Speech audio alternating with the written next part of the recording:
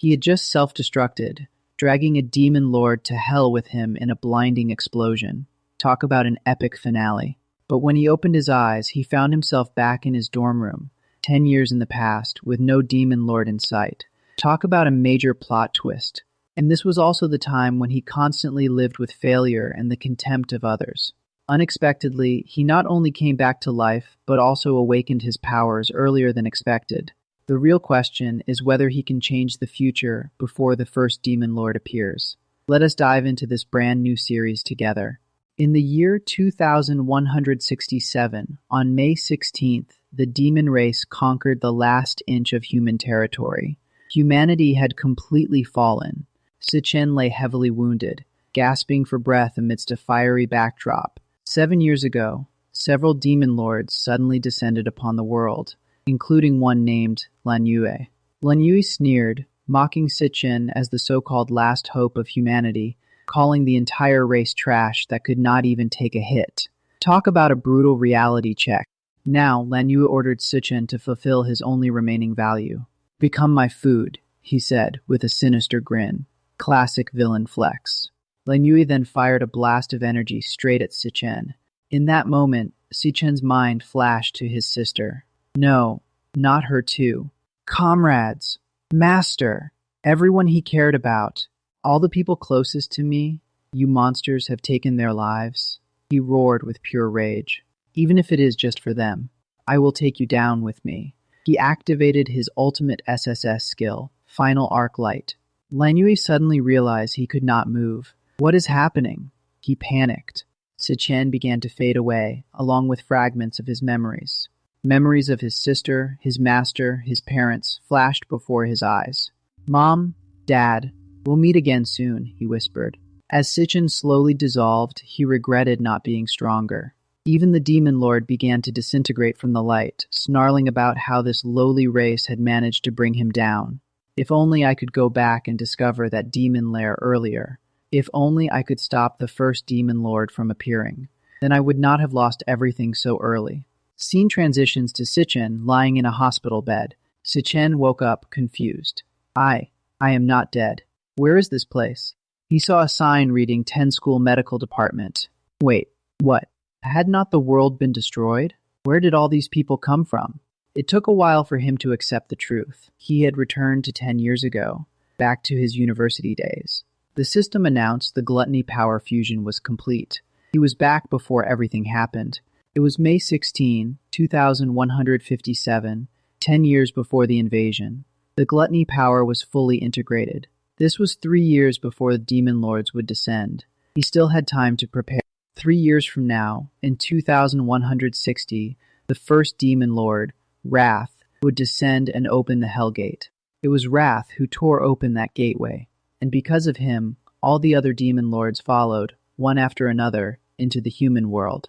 That was the point when everything began to fall apart. Si Chen had lost everyone and everything because of that day, but now he was back in the past. His plan was simple: defeat Wrath before he could open the Hell Gate and prevent the apocalypse entirely. Ever since he woke up, a strange floating panel had been hovering in front of him. He had no idea what these game-like numbers meant. The system displayed his stats, all at 100-0. He had never seen such a system before. He used to rely on his awakened power. Only 1 in 10,000 people could awaken. This school, the National Awakener University, only admitted those with potential. But in his previous life, he had never awakened during his 4 years at university, stuck at the bottom of the totem pole. That explained why he had woken up in the infirmary. Then the system showed him a skill card.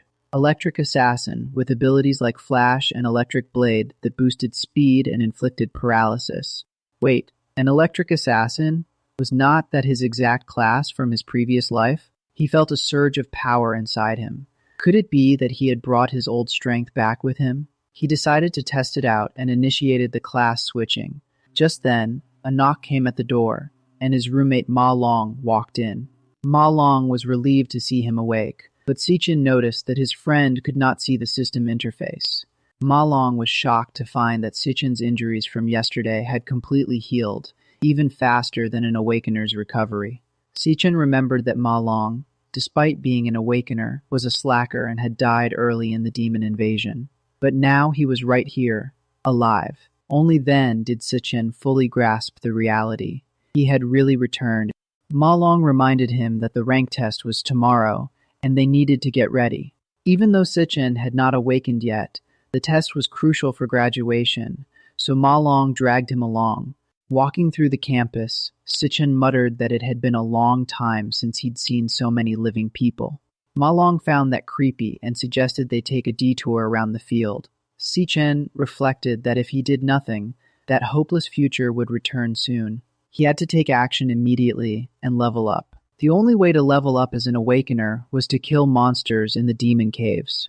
But the caves were monopolized by big guilds, leaving no chance for outsiders.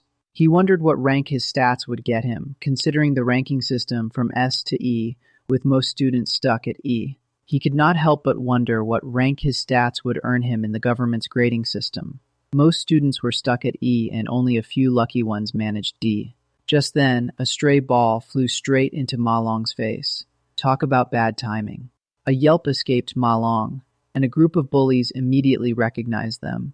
Well, well, if it is not Si Chen and Ma Long. The leader sneered. You two sure recover fast. Muttering under his breath, Ma Long cursed their luck. Damn, we ran into him again, of all people. I told you these guys are tough to knock down. The bully laughed. Then he demanded, You knew I was playing ball here. Why did not you bring 2 cases of drinks? Huh? Ma Long instantly caved. Sorry, I will go buy some right now. But Si Chen put a hand on his shoulder. It is not your fault. The ones who owe an apology are them, he said firmly, turning to face the bullies. As they turned to leave, the bully's voice rang out. Yo, is not that Si Chen and Ma Long? You two recovered pretty fast, huh? Ma Long muttered under his breath. This is seriously unlucky. We had to run into him again. Another bully chimed in. Told you these two are tough nuts to crack, Si Chen sighed. Ah, it is this guy again. Suddenly, a flood of painful memories surged back, dragging Si Chen down into a dark past. He remembered being held underwater by those same bullies, gasping and choking as they laughed. Young Ma Long had tried to stop them, shouting, Stop it! Leave him alone. But the bully just sneered. Why stop? I am helping him. He still has not awakened. He needs some stimulation. Another added. When Si Chen finally passed out, they shrugged and left. He fainted. Let us go. This is boring. Back in the present, Ma Long shook him. Si Chen, are you okay? Si Chen looked down, voice heavy. Why? Why do they never leave us alone? He thought to himself. Pure malice does not only exist in monster dens. One of the bullies noticed. Did he just say something? Let us go. Let us mess with him some more. They decided. The same bully repeated his demand. You knew I was playing ball here. Why did not you bring 2 cases of drinks? Ma Long instinctively started apologizing. Sorry, I will go buy some right now. But Si Chen stopped him.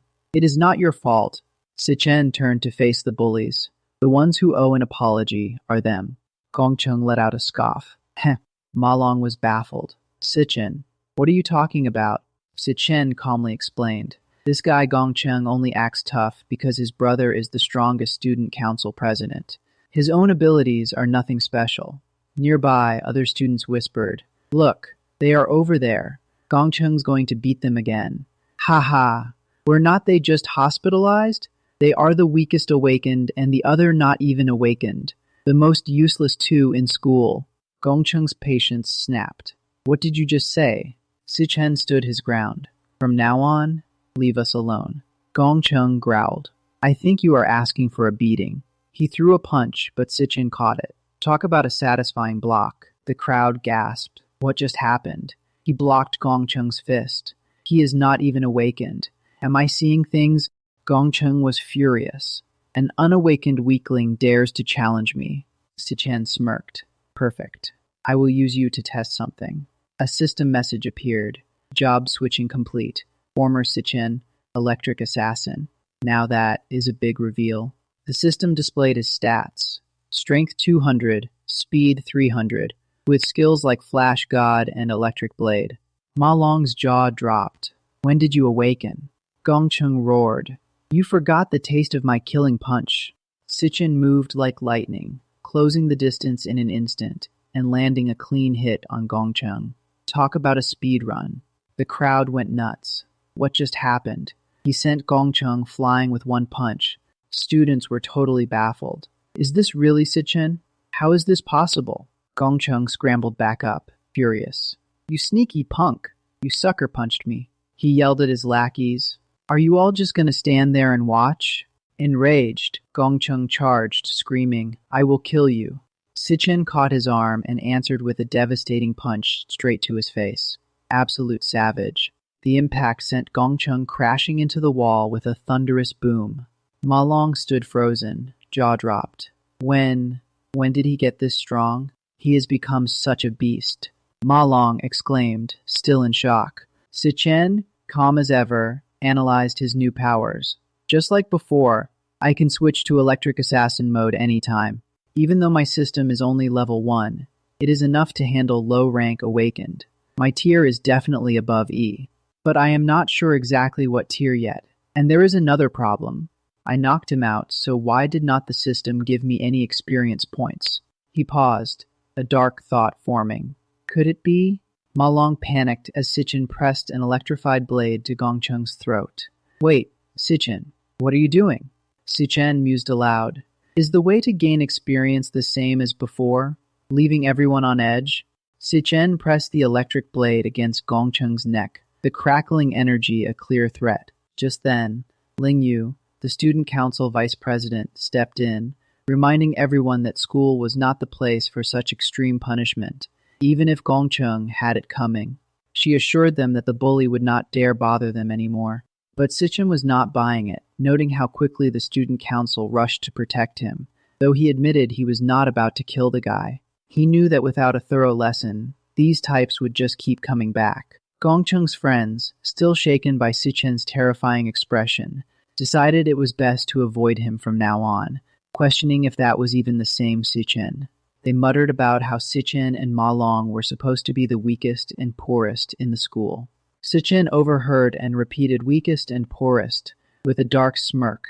Ma Long burst in, shouting that Si Chen had truly awakened as an insanely powerful electric assassin. He described how Si Chen had wiped the floor with Gong Cheng, and now the bullies did not dare look them in the eye, while Xiang Yu showed up, asking where Si Chen had gone. Ma Long stammered that Si Chen had gone for a run, and Xiang Yu was baffled, questioning why a newly awakened powerhouse would need such basic exercise. Xiang Zuo joked that Ma Long's head had been scrambled, but Xiang Yu insisted they needed to be realistic. He reminded them that all 4 dorm mates were ranked dead last in the grade evaluation. No way around that fact. He bragged that he was 4th from last, which made him the top of their dorm. Xiang Yu went on, stating that each person only gets 1 job class for life, and since he was the only combat-type nuclear mage in the dorm, that was an unchangeable fact. He scoffed at the idea of Si Chen awakening as an electric assassin, claiming he himself felt stronger lately and might even make it into a club, but Xiang Zuo pointed out that tomorrow's evaluation would reveal everything. Scene shifted to the E-level training dungeon. A man emerged from a fissure, revealed to be Palace, the student council president. He declared the training over for the day. He noticed Gong Cheng waiting for him. Gong Cheng complained that Si Chen had bullied him in front of everyone, disrespecting his brother. Palace simply said he understood. He told Gong Cheng he'd handle it. But when Ling Yu asked how, Palace replied that his brother was simply outmatched. Palace asked if Si Chen was really that strong. Ling Yu explained that the school's strength levels were no secret. Only about 10 people had reached D level, and Palace had recruited them all, leaving no way for others to improve. Si Chen's voice echoed in the rain. No one can catch up to your pace. He was shown running with 100 kilograms of weight on his back, covering 20 kilometers. He mused that basic training improves physical strength, which directly correlates with an awakener's limits. But he knew it still was not enough. He recalled how in the year 2160, the Demon King Wrath escaped the dungeon and slaughtered countless humans.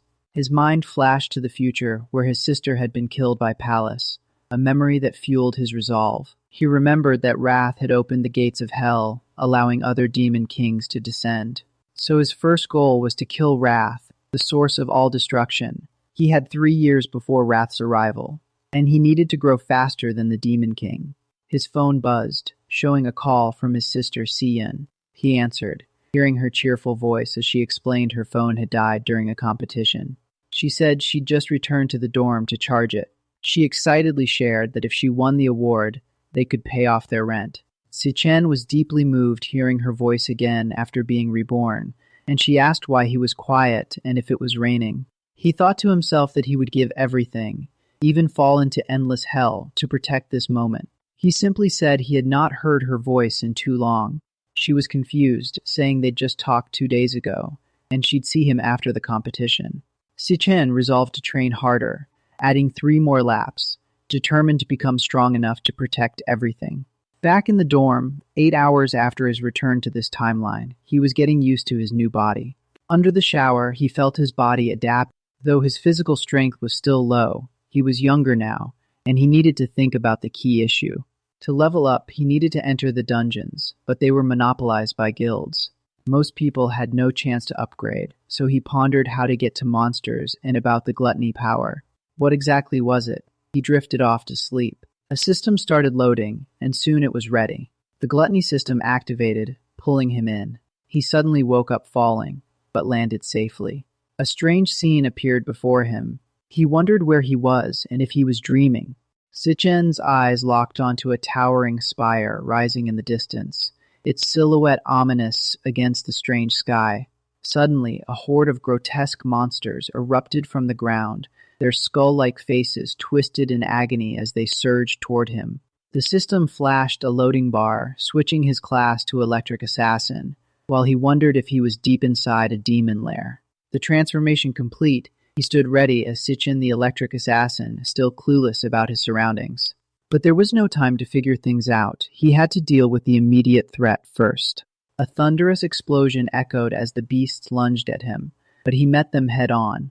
With a swift strike, he tore through the first wave, and the system rewarded him with 3 Sorrowfire Fangs. He kept fighting, collecting more materials as he moved, his confidence growing with each kill.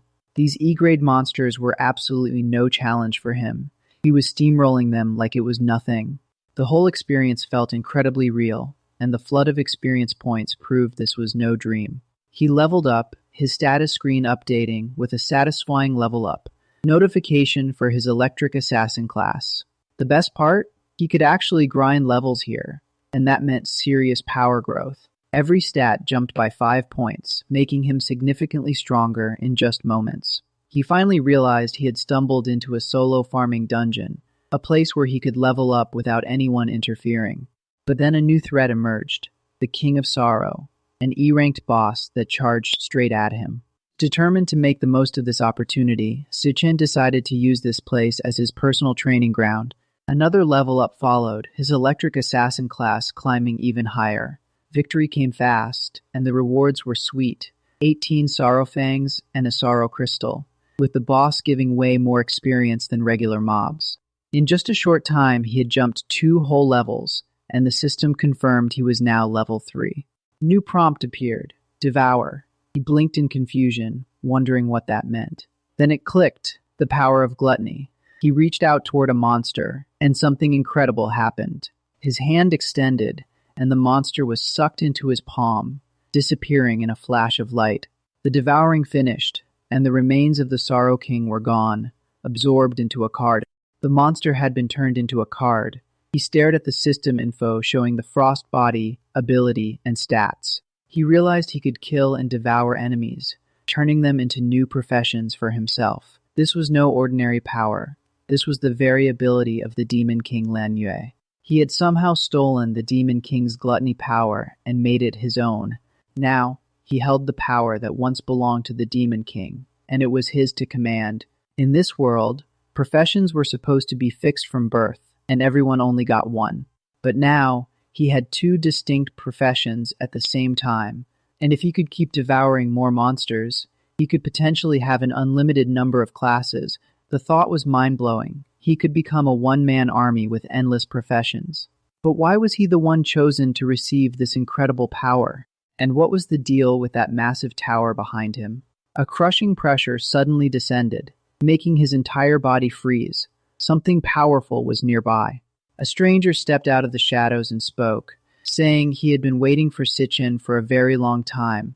The figure revealed himself as the lord of this place, a being of immense power. Si Chen recalled the government's ranking system, from E to S, and this guy was clearly at the top. He remembered how hard it was to reach S grade in his past life, and now he was barely D grade while facing an S rank boss. The enemy standing before him was a full S grade boss, a terrifying opponent. The level gap was enormous, and every one of his stats was utterly crushed by the Lord. He questioned what kind of dungeon this was and why an S-rank monster was here, let alone one that knew his name. They exchanged dozens of blows, and Si Chen noticed that the Lord held back, not finishing him off. Each attack was carefully aimed to avoid vital spots, knocking him down but not killing him. It became clear the Lord wanted him to submit.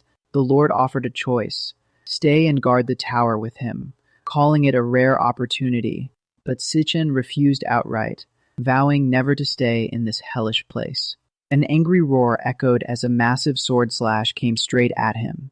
The Lord threatened to kill him, admitting he had been patient only because Si Chen was the first to reach this place. His power and stamina surged as he prepared for the final decision. The Lord gave one last ultimatum: join him or be crushed into pulp. Si Chen's answer was simple. He would kill the Lord instead. The Lord laughed mockingly and hurled giant rocks at him with his telekinetic power. Si Chen dodged agilely, weaving between the projectiles with sharp reflexes. After observing the Lord's attacks, he noticed a consistent 0.4-second windup before each slash. He focused on the Lord's wrist angle to predict the trajectory of the blade. By reading the motion, he could evade the deadly strikes every time.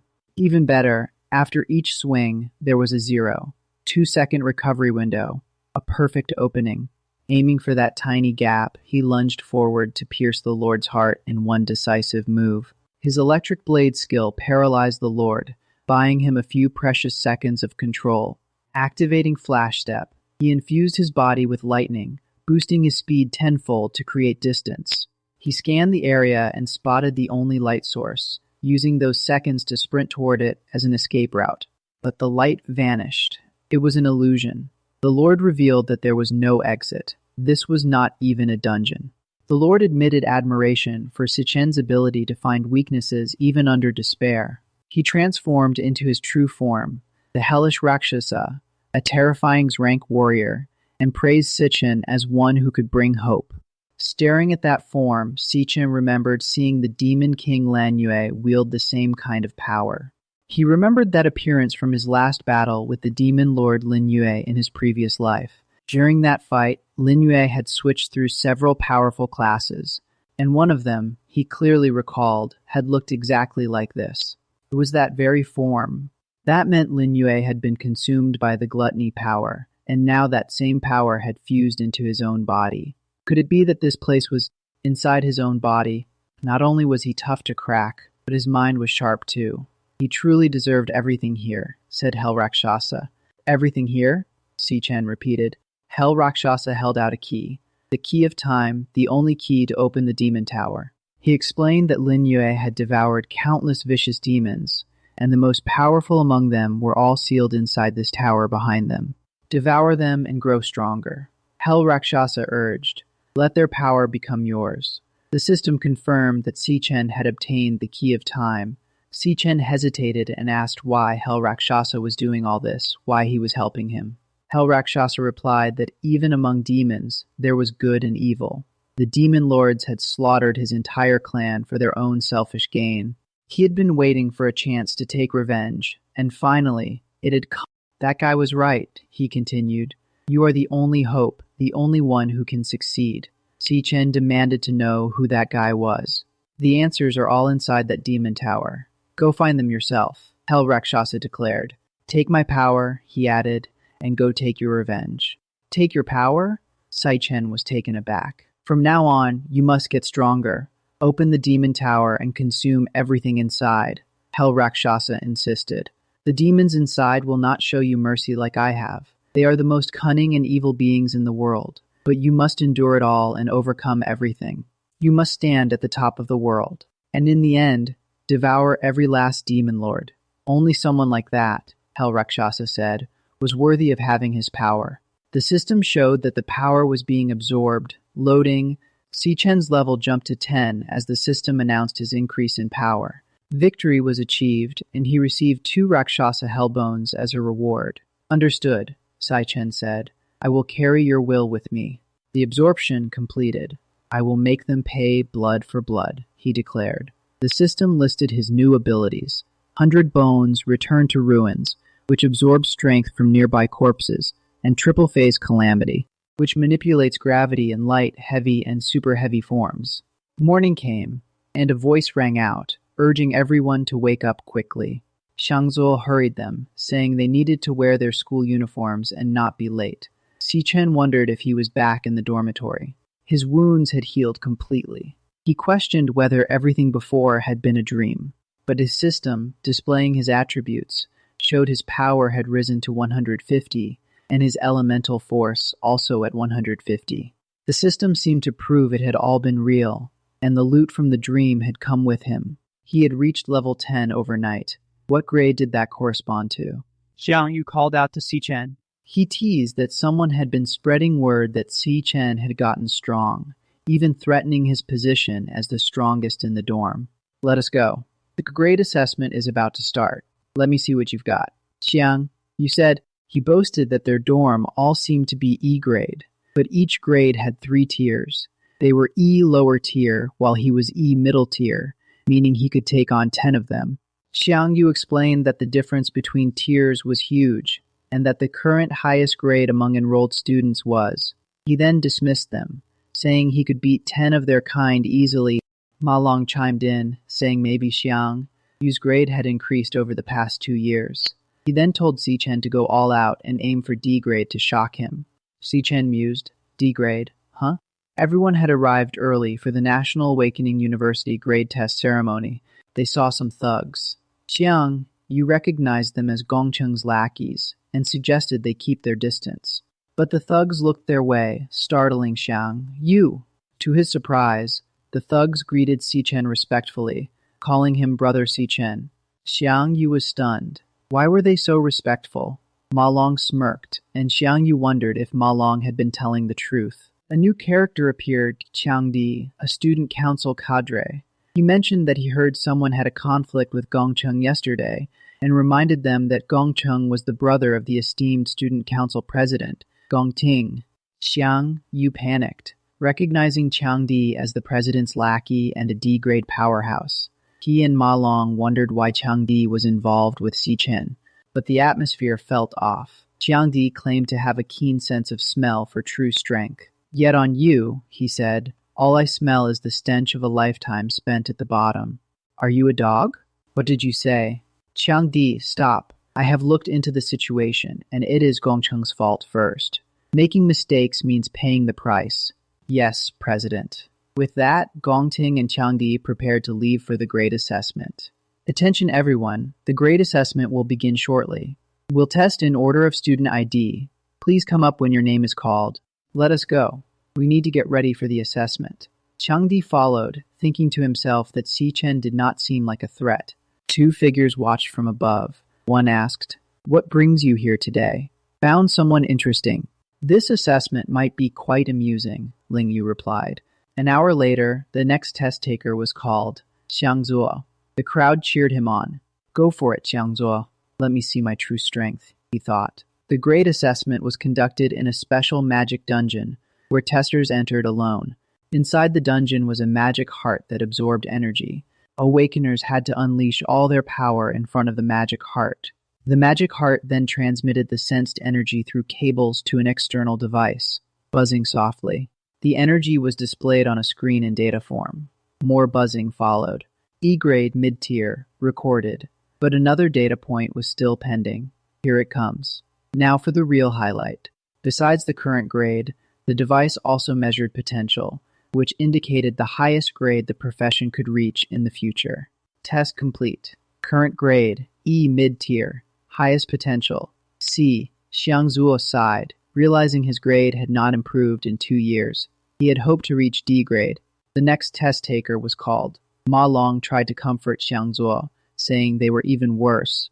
Not everyone can reach D grade. We are all in the same boat. The results showed Xiangzuo at E mid-tier with C potential, while Xiangyu and Ma Long were E low-tier with C potential.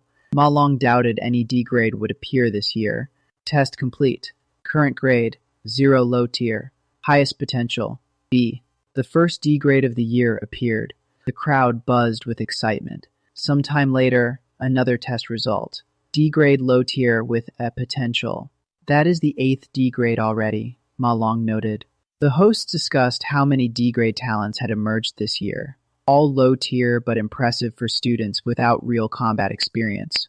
Normally only 2 or 3 graduates reach D grade, so this year's graduation exam would be interesting. Next test taker, Gong Cheng. Finally, it was his turn. The student council president, the son of the Imperial Guild, the chosen one with countless titles. Rumors said he had already reached D grade 2 years ago. The current highest was D low tier, and the school record was D mid tier. What could he achieve? Gong Cheng approached the magic heart, preparing for the tests. He thought that only by revealing his full power during the graduation combat exam would he create the biggest impact. For now, he had to hold back some of his strength, but even so, he would still be the best in school history. The host exclaimed at the color. Grade and potential displayed. High tier and S.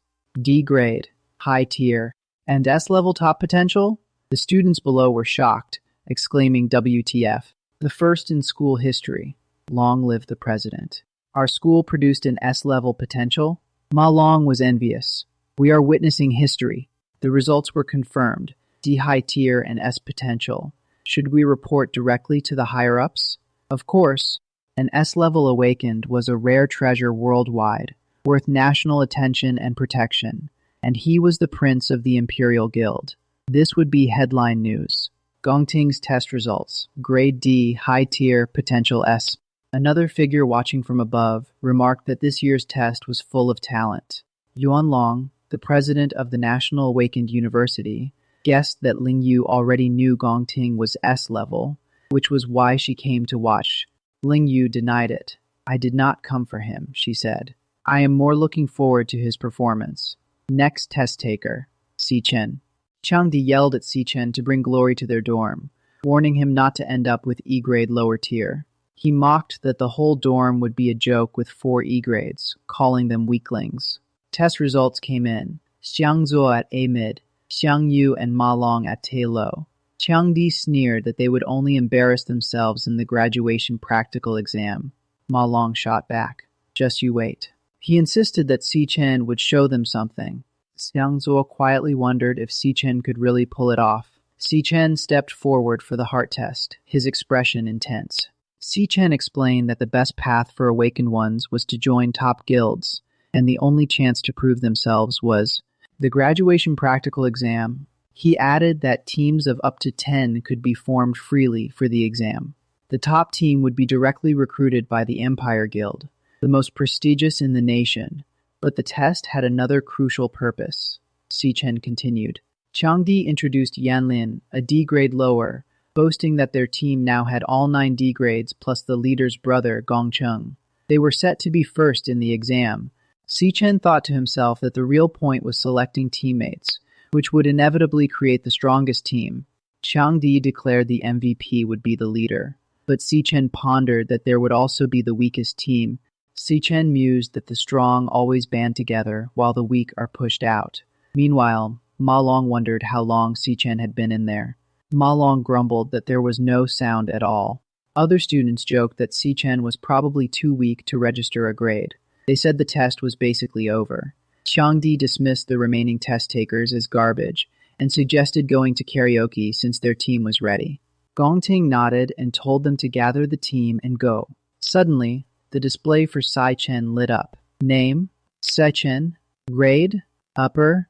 Potential, unknown. Ma Long shouted in disbelief. D grade, upper. Ma Long gloated that he had been right all along. Changdi stammered. D grade upper. The system announced the result as D upper, but detected an unstable magic heart and recommended a retest. Si Chen realized that using his normal body without a profession, Level 10 corresponded to D upper. The system loaded a profession switch. Sang Wang. The profession became Sang Yan Wang, a 3-star warrior. Si Chen decided to test with his weakest profession. The display flickered and changed to grade C middle. The crowd gasped. Ma Long exclaimed that Si Chen's grade had risen again. Chang Di swore it was bullshit, insisting something was wrong. The proctors were baffled. Why had the grade changed again? They'd never seen this. The system repeated the unstable magic heart warning and requested a retest. Si Chen figured his other professions should be above C grade. The system began loading a new profession. The switch completed. Si Chen, Hell Raksasa. Now, he said, it was time to test his strongest power. A massive explosion rocked the area, and strange phenomena appeared in the sky. Chang Di cried out in shock. Shang Zuo declared that a celestial anomaly was unfolding, and today would go down in history. The proctors whispered that their dorm might have produced a genius who could shake the heavens. One of them exclaimed, "Another S potential." The display surged from S to SSS. Then the system warned of an error. Potential value undetectable, beyond system capacity. The proctors panicked, fearing the magic heart had overloaded. They hurried inside to check on the student. A proctor asked, "Are you all right?" Another exclaimed that the magic heart was dead. A proctor speculated that it might have been used too long. Si Chen thought to himself that he had accidentally pushed too hard and killed the magic heart, but there was an unexpected benefit. The system announced the absorption of a new magic heart, Linglong, Grade A. It granted the ability to observe power levels within 100 meters and warn of threats. Si Chen realized his gluttony force could devour magic hearts. Si Chen activated his new Linglong magic heart skill. He scanned the crowd below, seeing E grades everywhere. He found it handy. Turning his gaze to Gong Cheng, he saw C middle grade. So Gong Cheng had been hiding his real power too. Si Chen muttered, "C middle, just average." The proctor announced regretfully that the magic heart had died, so the test had to be suspended for today. The proctor said Si Chen's results might be erroneous, and that they would report to superiors. The remaining students should come back tomorrow. Ma Long refused to believe it was wrong, declaring Si Chen a genius. Xiang Zuo asked what the great man wanted to eat. Ma Long suggested heading back to the dorm. Chang Di lashed out, calling Si Chen a nobody who somehow got C grade and S potential, but now he'd broken the magic heart and delayed the remaining students. He demanded that Si Chen take responsibility. Si Chen thought to himself, "This guy never lets up. Should I just take him out?" Gong Cheng commanded, "Chang Di, stand down. Do not be rude to our teammate." Chang Di was stunned. "Teammate." Gong Cheng extended an invitation. "Join my team for the graduation practical exam." Gong Cheng confidently stated that the highest score in history would be theirs. The other students buzzed with chatter. Chang Di was furious, realizing that if Si Chen joined, someone would have to be kicked out. How could he explain this to his brothers? Joining Gong Cheng's team meant guaranteed first place in the graduation exam. So many of his buddies could not even get in with bribes. So what made Si Chen so special? But Gong Cheng had personally spoken. Chang Di had to give face. Suppressing his anger, he forced himself to welcome Si Chen. Si Chen flatly refused with a single not interested. Chang Di could not believe it. "Do you know what you are saying? Our team is the strongest in the school." But Si Chen just said it had nothing to do with him. Si Chen called him too noisy and told him to never bother him again. Si Chen turned to leave. The onlookers were stunned. He dared to turn down Gong Cheng. That is the student council president. Some guessed that Si Chen wanted to get first place on his own. After all, his test result was only C rank mid-tier. Either way, it was going to be interesting. Ma Long and Xiang Zuo could not stop laughing. He was so arrogant up there. Si Chen's got guts. Gong Cheng just shrugged it off. No matter. It seems Si Chen has his own plans. Principal Yuan Long lamented the missed team-up. He had been hoping for a new school record this year. Ling Yu thought it made things more interesting. Gong Cheng added that he'd been born with a silver spoon, so this rejection was an open challenge. Ling Yu warned that their president was no pushover. Chang Di sneered, saying the test must have been flawed to give Si Chen that rating. He did not really deserve his C rank. Gong Cheng considered the possibility that the test was accurate. Even then, with only a 1 in 100 million chance, He would not let anyone take his first place. Jiang offered to teach Si Chen a lesson, pointing out that Si Chen was just a student without real combat experience, while they were elites who had secretly fought in dungeons many times. Gong Cheng asked if he looked like such a petty person. Jiang immediately backtracked, apologizing. Gong Cheng canceled their karaoke plans and told Jiang to entertain the team himself. Whatever Jiang did from now on had nothing to do with him. Jiang got the message loud and clear. About 10 minutes later, Jiang learned that Si Chen had left the school grounds. A henchman reported that he overheard Si Chen saying he was going home. He left without even eating. Jiang saw this as a gift from heaven. Being off campus made things easier. He could now really hurt Si Chen. Meanwhile, Si Chen walked through the streets. Si Chen recalled his past life. A top guild had an accident while raiding a dungeon in Shenghe Kingdom. They encountered an unprecedented, powerful demon inside. The demon was called Wrath. The entire guild was wiped out. Wrath then left the dungeon and descended upon the human world. That was all Si Chen knew. In this new life, he had a plan to locate Wrath's dungeon as quickly as possible, but the plan required a lot of money. He entered the Mithril Monster Trading Post, an exchange under the Mithril Guild that would become the nation's largest arms market. Awakened relied on weapons and equipment to determine their strength, and this exchange was the hub for buying and selling. And right now, it was his fastest way to make money. A buyer asked a student like him where he got that item. Si Chen said it was a monster drop. The buyer had never seen one before.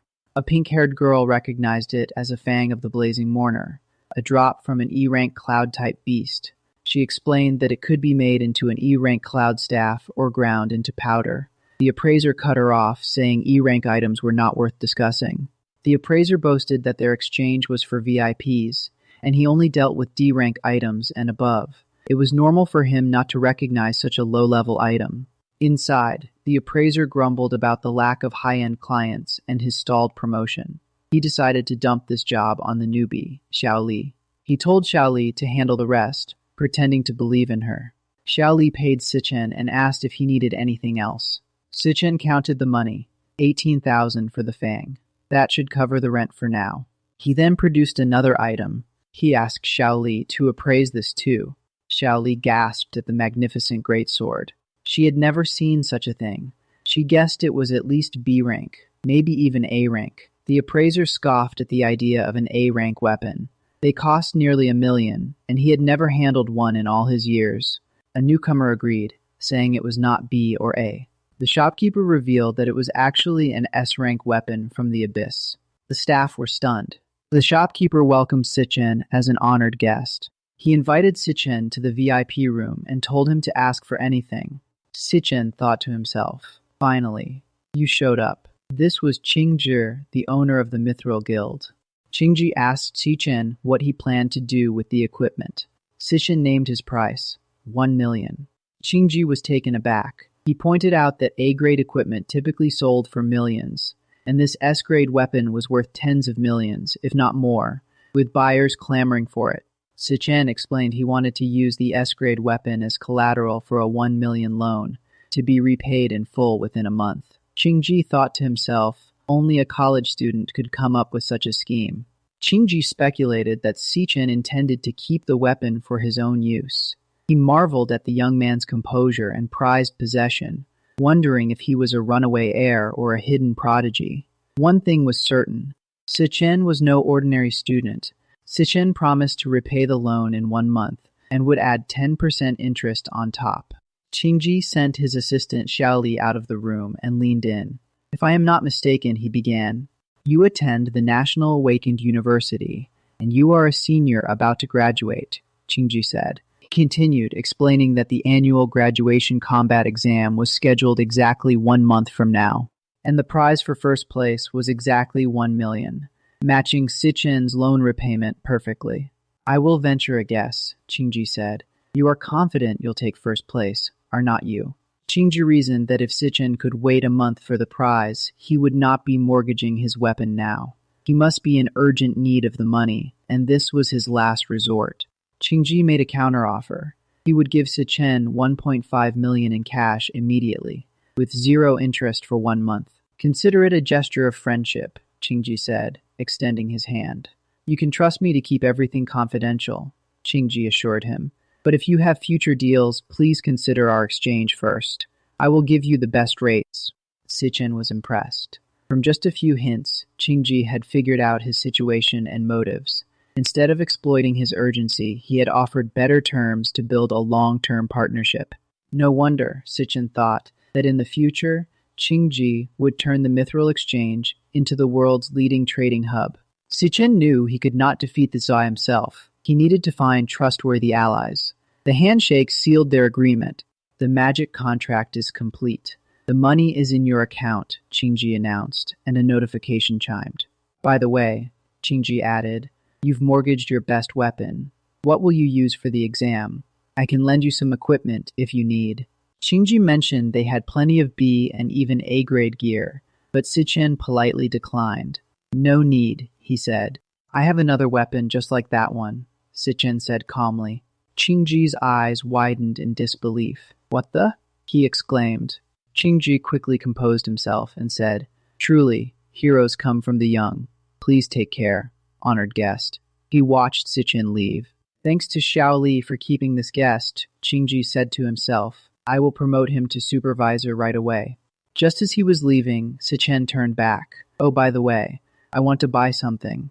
Si Chen stepped out of a taxi in front of the Changchang County long-distance bus station. In his previous life, Si Chen recalled, money had been a constant source of worry. Back then, he had just graduated and had not awakened. No guild would take him. He worked every odd job he could find to scrape together the rent, and he was always just barely making it. After paying the rent, their account balance was nearly empty. We are out of money again this month, Si Chen lamented. But his sister Si-yun tried to cheer him up. It is okay, brother. I found a tutoring job. Si-yun had been accepted to the International Central Art Academy, but she hesitated. It is too far away. I just want to stay with you, brother, she said. She had given up her dream school to avoid burdening the family. Si Chen glanced at his phone. It was getting late. Si-yun should have already arrived at the station. Brother, Si-yun's voice rang out. How many times do I have to tell you? You are supposed to wait at the exit, not the entrance. Are you spacing out again? Si Chen's mind went blank. 7 years. It had been 7 years. Then Si-yun tugged at his sleeve. Brother, can you at least help with the luggage? Brother, why are you just standing there? Si-yun asked, puzzled. Without a word, Si Chen pulled Si-yun into a tight embrace. 7 years, Si Chen whispered. I finally see you again, Si-yun. Brother, Si-yun murmured. Are you trying to strangle me? Si-yun laughed. You've been acting weird these past 2 days. Did you get rejected by some girl? No, nothing like that, Si Chen mumbled. Then let us go. Home, home, Si-yun said, pulling him along. Oh, and you will not believe what happened on the way to the exam. Let me tell you.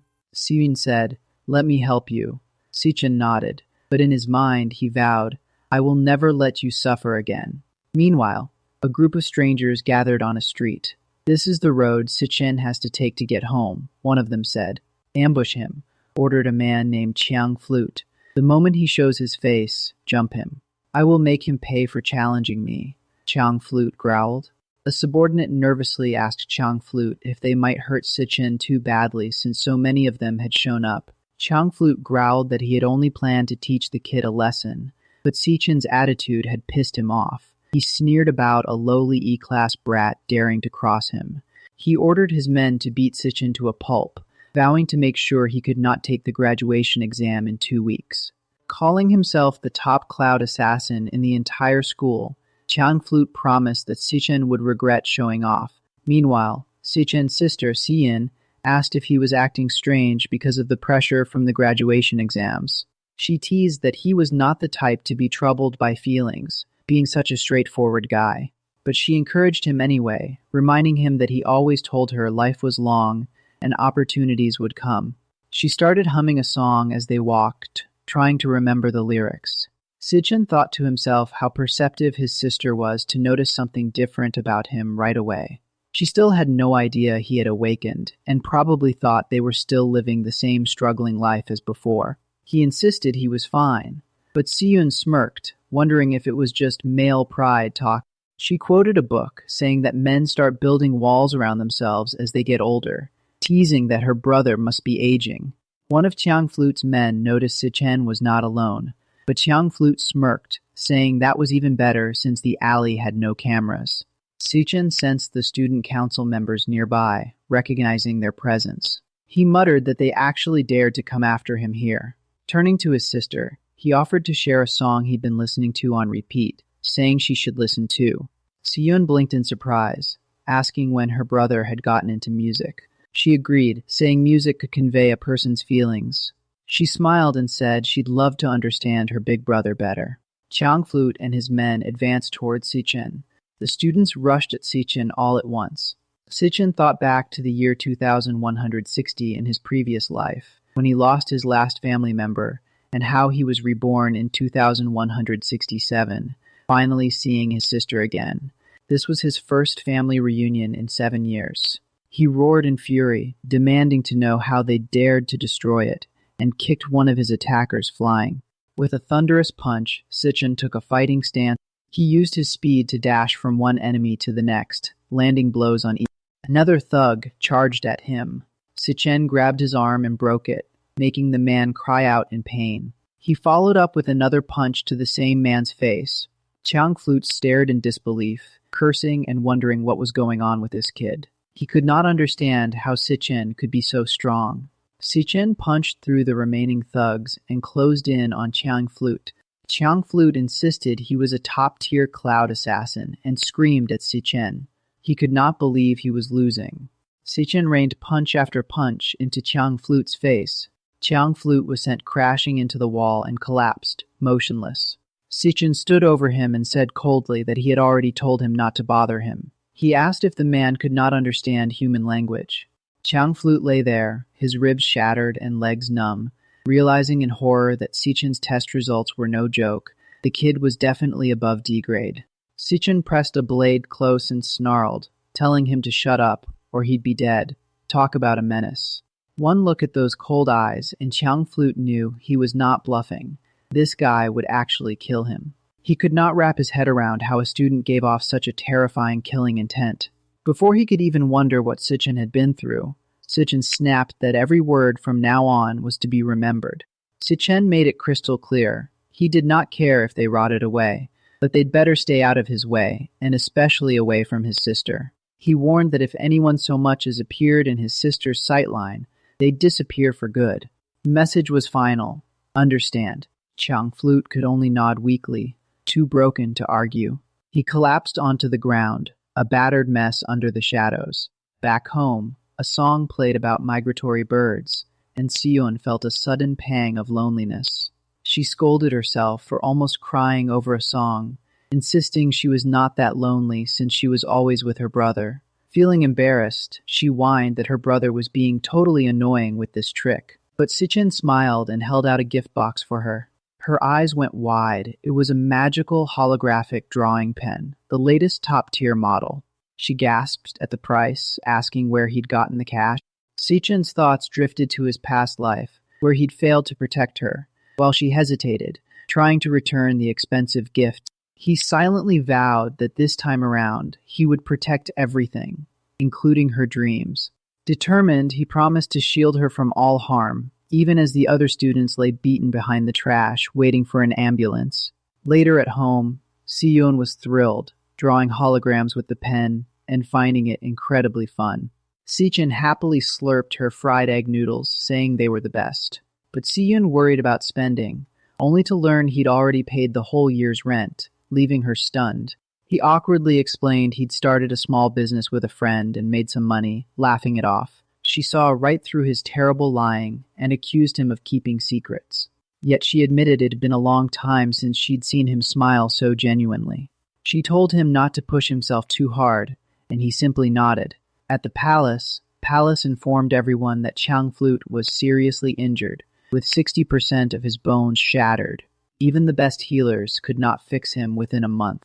Palace was surprised he'd actually gone after Si Chen and ended up like that. Ling Yu remarked he'd have to skip the graduation assessment.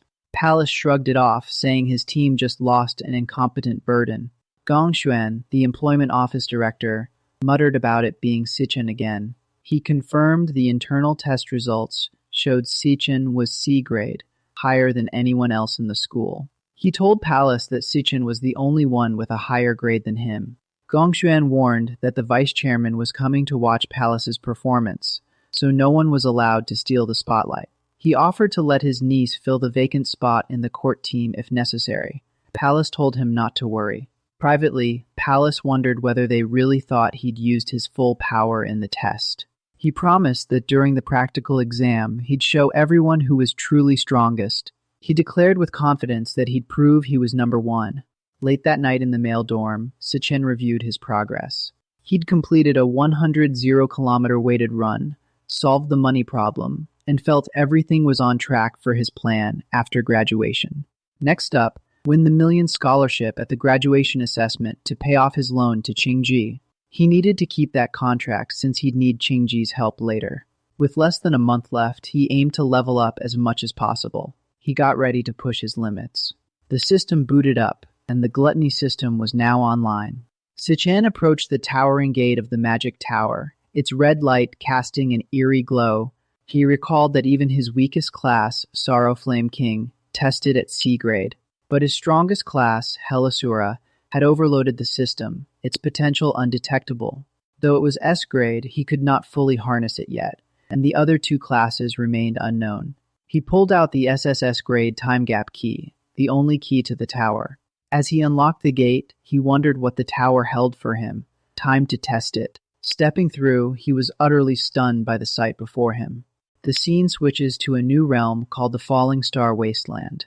Stepping through the gate, Si Chen's eyes widened in shock. He immediately felt the crushing weight of 10 times normal gravity. Talk about a grind. The entrance vanished behind him, meaning he'd have to clear this floor's boss to get out. With this gravity, he could barely bring out 30% of his power. He knew he had to adapt quickly.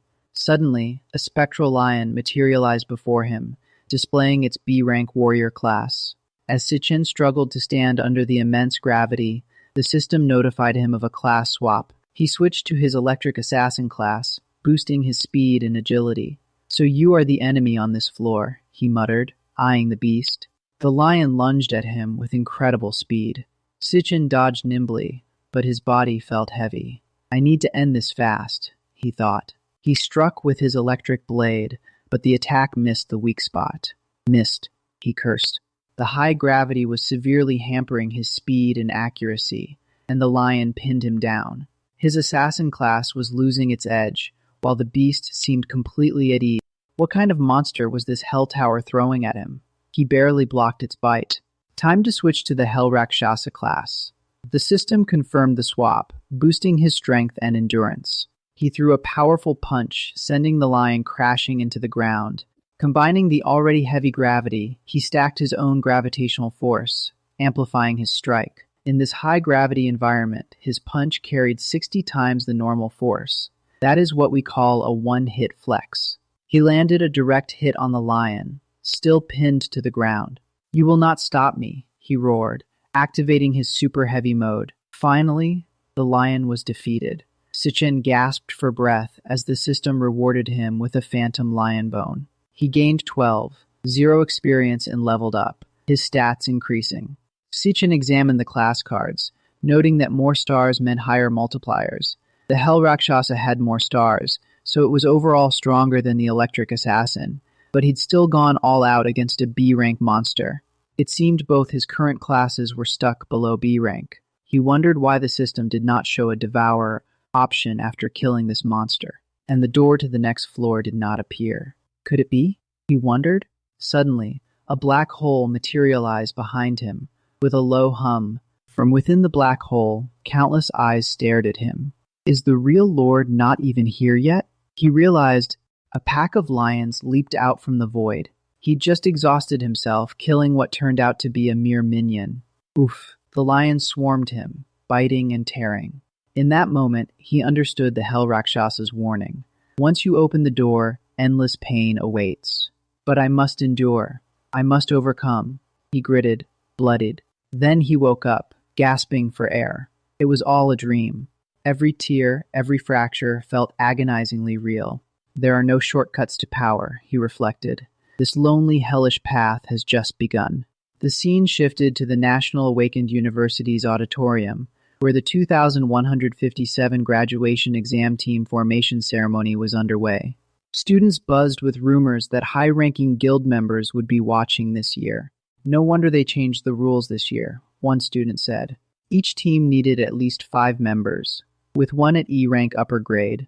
Is this for entertainment? Another wondered. A teacher coughed for attention. Gong Cheng declared that all students' rank info had been sent to their wristbands. He instructed everyone to check and form teams quickly. Ma Long was shocked when he saw Si Chen's rank, E-rank lower grade. How is that possible? Others recalled Si Chen had tested as C-rank before. What happened to his demon heart? So his demon heart really was damaged. Students lamented that they'd hoped to team with Si Chen, but now no one would want an E-rank low. Who'd want to carry low-level dead weight? They mocked Si Chen for not accepting the aristocratic invitation. Gong Xuan and another exchanged glances. My useless nephew, when will you learn to use power and human nature? He thought. Uncle will teach you. Your opponent will not even get to compete. Gong Xuan urged everyone to form teams quickly, and a wave of students immediately swarmed Gong Ting, begging for a spot. Please let me join your team, they shouted, practically fighting for a chance. Some boasted about their student council experience, others promised not to hold back, and one even offered to be his dog. Talk about desperate. But one of Gong Ting's minions shoved them back, announcing they could only add one more person. Half an hour later, a few teams had managed to form on their own. One group cheered, pumping each other up for the upcoming exam. Meanwhile, Ma Long reported the bad news. No one wanted to join their team. Xiangzuo pointed out they only had 4 people, worried they might not even qualify. Ma Long found it suspicious that Si Chen's rank was so low, and that they still needed an E-rank upper to even participate. It felt like someone was deliberately targeting their dorm. Si Chen explained that the graduation exam was their only chance to show off, and the number of monsters would scale with team size.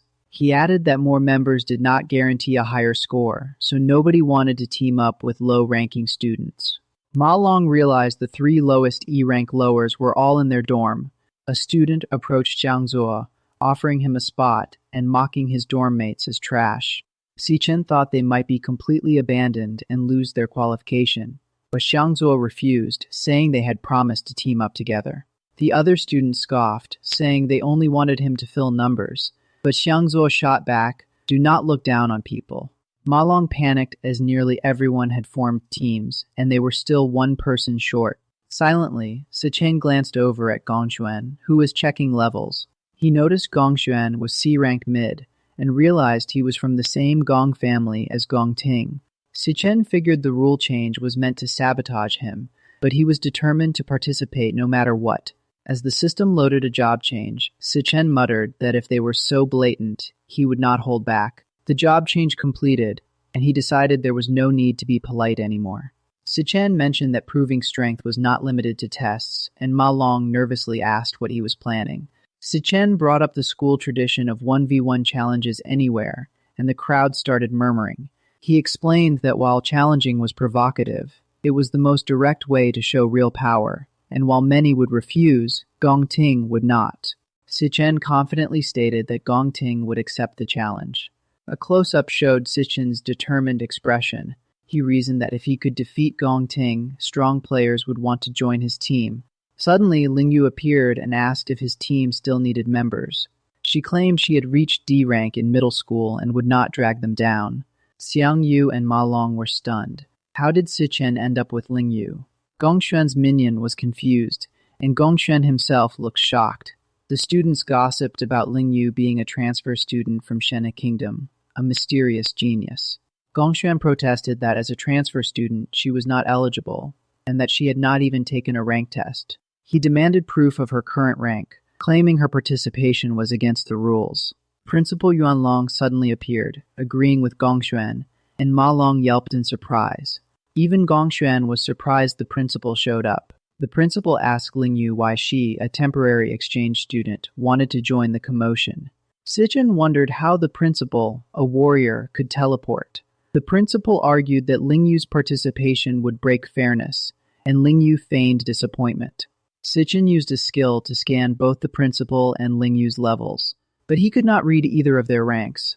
Gong Cheng doubled down, insisting the school's reputation was built on following rules. The principal stated the school's mission: to train top awakeners and give them the best stage. He called the graduation exam a major turning point in students' lives. He added that if students lost their chance due to strange reasons, the school could not bear that responsibility. Gong Cheng grew paranoid, wondering if the principal knew about his tampering. He suspected the principal and Ling Yu were working together to help Si Chen. Deciding not to push it, he backed off. He thought to himself that Gong Ting should still win easily, with Si Chen stuck with 3 low rankers.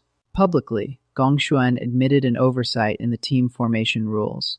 He announced that teams with fewer than 5 members or without an E-rank upper could still register, declaring the exam open to everyone. Si Chen's team celebrated, and they elected him captain. The principal remarked to Ling Yu that her interest in Si Chen was stronger than he thought. He compared the 2 teams. Gong Ting's strongest in history versus Si Chen and his 3 low-rank roommates, curious about their demon cave choice and final score. The host announced that captains could now select their demon caves. To everyone's surprise, a team had already submitted their choice. The students realized it was Si Chen's team. They gasped. They chose Ma Long and Jiang. You stopped Si Chen, yelling that he was crazy and asking if he knew what he had picked. The graduation combat assessment was the students' first real team entry into an actual monster lair. Scoring system was brutal. 100% completion gave a full 10 points, but every monster left alive cost a point, while taking down the boss earned 20, and finishing within an hour got another 20, with a penalty every 5 minutes after. Different dungeon levels had different difficulty multipliers, so an F-level dungeon could only net a maximum of 75 points. An E-level dungeon, on the other hand, theoretically allowed a perfect score of 100, and the winning team would all receive offers from the Imperial Guild, with the MVP getting a management position and a cash prize of 100,000. Talk about a serious motivator. The commentators noted that the school's historical high score was 90 points, set by a former genius who is now the Imperial Guild's leader, and that an E-level dungeon required at least 3 D-rank awakened individuals to clear. Suddenly, a notification popped up. A team had already submitted their dungeon selection, and it was Si Chen's team, of all people, who had chosen a D-level dungeon. Bruh, did he really just do that?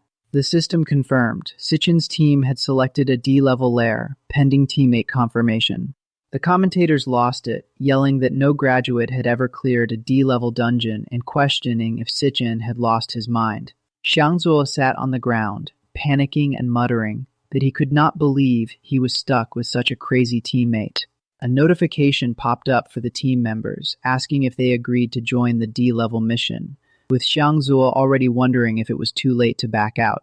Ma Long tried to reason with Si Chen, emphasizing just how dangerous a D-level dungeon really was. But Si Chen simply replied with a calm, "Yes, I have thought it through." Another notification chimed, confirming that Si Chen's team had submitted their D-level choice, with all members agreeing. The commentators went wild again, shouting that another team had also picked a D-level dungeon, promising some serious fireworks this year. A girl from Palace's team sneered, calling Si Chen's group a bunch of clueless wannabes who did not know their place. She mocked them, saying they were just trying to grab attention, since they knew they'd be last anyway, and warned their teammates to bail while they still could. Ma Long noticed the unshakable look of determination on Si Chen's face and wondered when he had developed such an inner strength. He recalled that throughout college, Si Chen had always been the one relying on him, but now it felt like the roles had flipped.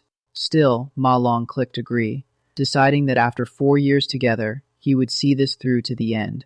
Xiang Yu shrugged it off, saying that since they were probably doomed to fail anyway, they might as well experience a D-level dungeon for the novelty.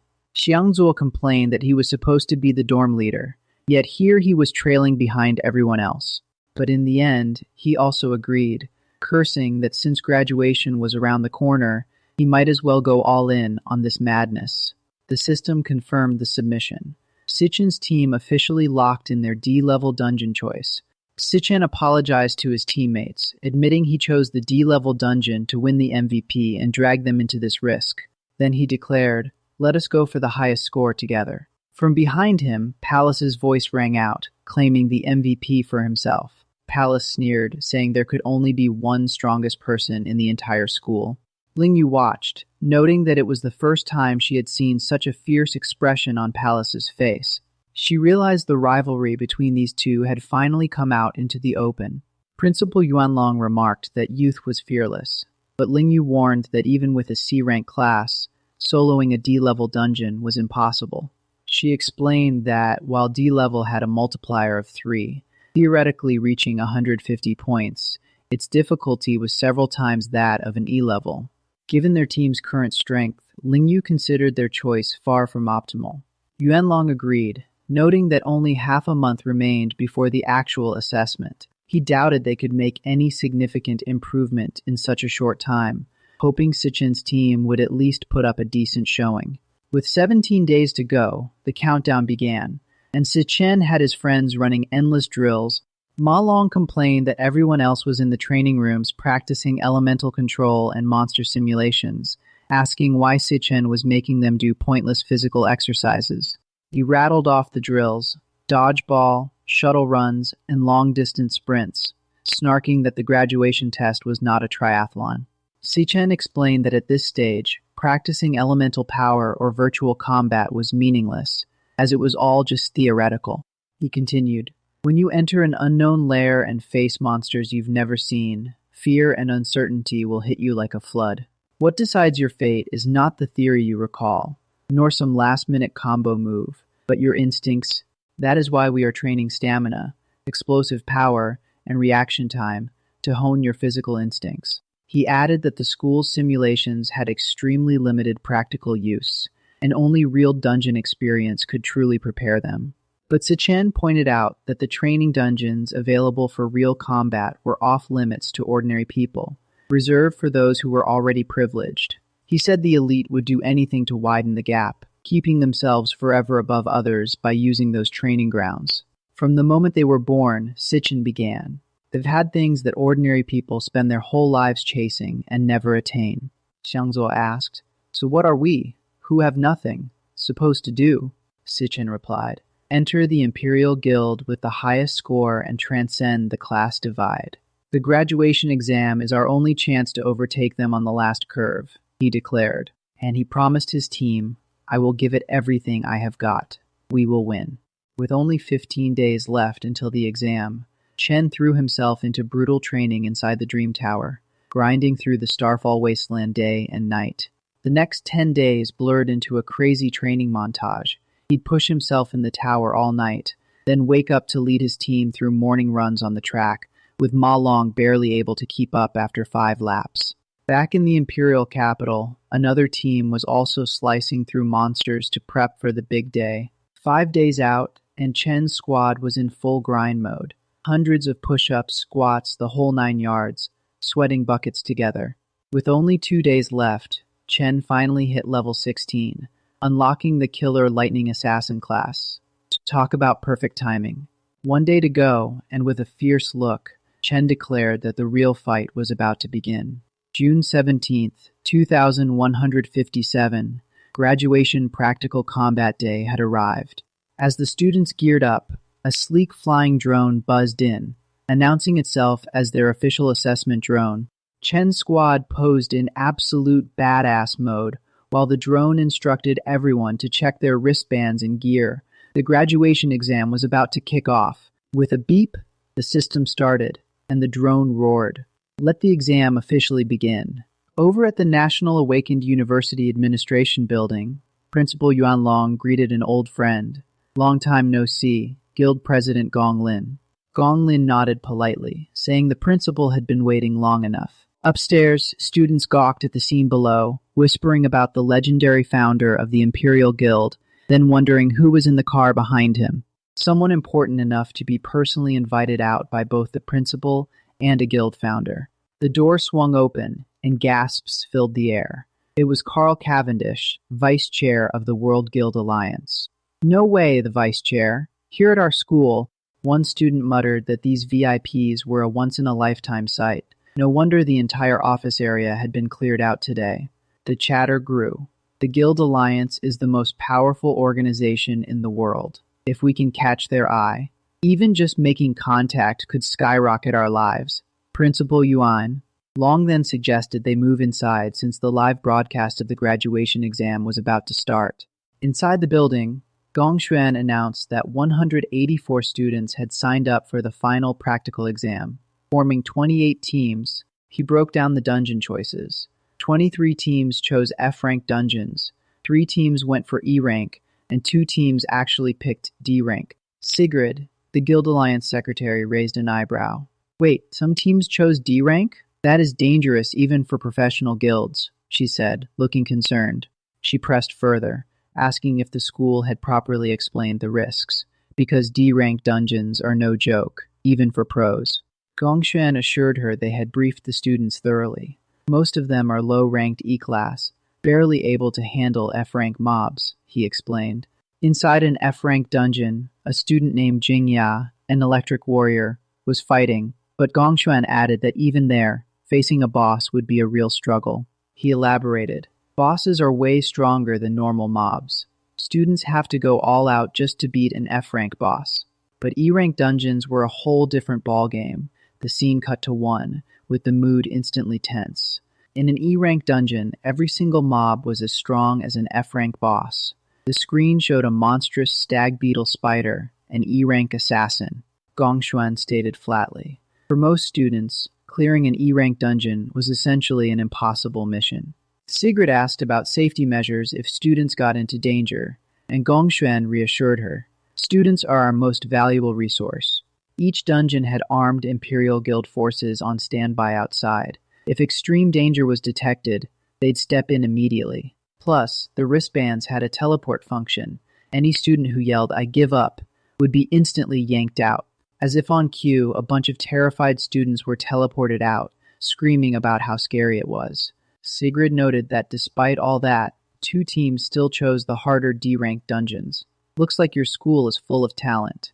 Let us see what they can do, she said with a smirk. Gong Cheng agreed, curious to see how long they'd last. He snorted, predicting those kids would bail out in minutes. Back with Chen's team, they stood in the snow, staring at a massive creature. What the hell is that thing? Ma Long yelled. A grotesque bat monkey face appeared, and Ma Long shuddered. That is seriously creepy. Chen identified it. Foolish bat monkey, a wind-type monster. They attack in groups and dive fast. Watch out for their swoops. Suddenly, the bats dove straight at them, and Chen shouted, "Here they come." The bats swooped down, but the team managed to dodge, narrowly avoiding the assault. Xiangzuo and Ma Long were in shock. Whoa, we actually dodged a D-rank monster's attack. Ma Long could not believe he was still alive. Then Xiangzuo's jaw dropped as he saw Chen instantly solo 3 D-rank monsters with 1 strike. Si Chen just one-shot them. Si Chen coolly told them that they were not strong enough yet, and to just focus on staying safe. He added that he'd handle the rest, leaving the group to watch his back. But suddenly, a bat monster swooped in, and Ma Long yelled a warning, as everyone scrambled to dodge. Xiangzuo realized that Si Chen's brutal training was not about making them fighters. It was just so they could survive. He admitted to himself that he used to be the dorm leader, but now he was the one being carried. Bats swarmed Si Chen, but he cut through them like it was nothing, creating absolute chaos. Xiangzuo recalled how Ma Long had warned him about Si Chen's strength, but seeing it in person was a whole different level. This guy did not fight like a fresh graduate. He was a battle-hardened warrior. He looked like a seasoned soldier who had been through countless battles. Xiangzuo felt himself being left behind, but also could not help feeling grateful that this guy was on their side. "Jiang," you shouted, a warning as another bat dove at Xiangzuo from behind. Xiangzuo spun around, barely dodging the attack, and knew he had to take it down. With a sharp smack, he grabbed the bat's leg mid-air, flipping the momentum. He yelled at Xiang Yu and Ma Long that they could not just be dead weight and leave everything to Si Chen. This was not just Si Chen's graduation exam. It was theirs too. He screamed that it was their graduation exam as well, determination burning in his eyes. Xiang Yu chanted and launched vine locks, wrapping the bat that Xiangzuo was holding. But the bat shrieked and broke free instantly, tearing through the vines. Xiang Yu gasped in shock at how easily it escaped. Ma Long chanted a frost spell, slowing the bat down, then called for Xiang Yu to attack together. Xiang Yu grinned, saying the bat would not escape now, and unleashed another vine strike. The bat was locked down by ice and roots, and they yelled for Xiang Zuo to strike now. Xiang Zuo formed a massive fireball and shouted, "Try this," as he hurled it at the bat. The bat screeched in agony as the fireball hit, engulfing it in flames. But it was still kicking, and Xiang Zuo cursed, "Damn, this thing can take a hit." Xiang Yu struggled to maintain control, shouting that it was about to break free. Ma Long pushed himself to the limit, gasping that he could not hold on much longer. Xiang Zuo decided it was all or nothing, gathering a massive ball of fire above his head. With a roar, he unleashed his ultimate skill, Nuclear Mage. Combined explosive fireball, causing a huge explosion. A small drone flew in, announcing their victory. "Congratulations. Ghost Bat Monkey defeated." Xiang Zuo panted in disbelief. We actually killed a D-rank monster." He turned to Si Chen, showing off the reward. "Hey Si Chen, you see that? Ghost Bat Monkey Finger Bone. One piece." He could not help but brag. "Piece of cake." Si Chen gave a nod of approval, saying, "Good job." And the drone added that all monsters in the cave were cleared. Gong Cheng, the placement director, watched in disbelief, muttering, How? How is this possible?" He could not accept that these inexperienced rookies had taken down a D-rank monster. But Kawen, the vice chairman of the World Guild Association, smiled, saying the young man performed quite well. He added thoughtfully that the boy looked a lot like an old acquaintance of his. Kawen noted that the young man's name was Si Chen, promising to remember it. Hearing this, both Gong Lin and Gong Xuan exchanged a tense glance. Suddenly, Gong Xuan broke the silence with a theatrical cough, urging everyone to look. He pointed out that another team had already fought their way to the center of a D-level dungeon. Sigrid watched in admiration, commenting that their coordination was so smooth it felt like a professional guild squad. Cowan grinned, calling the graduates impressive. But Gong Xuan thought to himself that the real show was just beginning. The scene cut to the D-level dungeon, the Venom Vine Nest, clearly marked as highly dangerous. Inside, a monstrous flower creature with multiple mouths spewed green energy, ready for battle. A girl from Gong Ding's team strummed a weapon shaped like a lute, unleashing a skill called Withering Elegy that damaged the monster. Another teammate clasped his hands, chanting, Converge, as he activated Star Mage ability, calling out to their captain. Captain Gong Ding drew his sword and lunged forward without hesitation. In the blink of an eye, Gong Ding cleaved the monster apart with a blazing slash, his class as a core warrior on full display.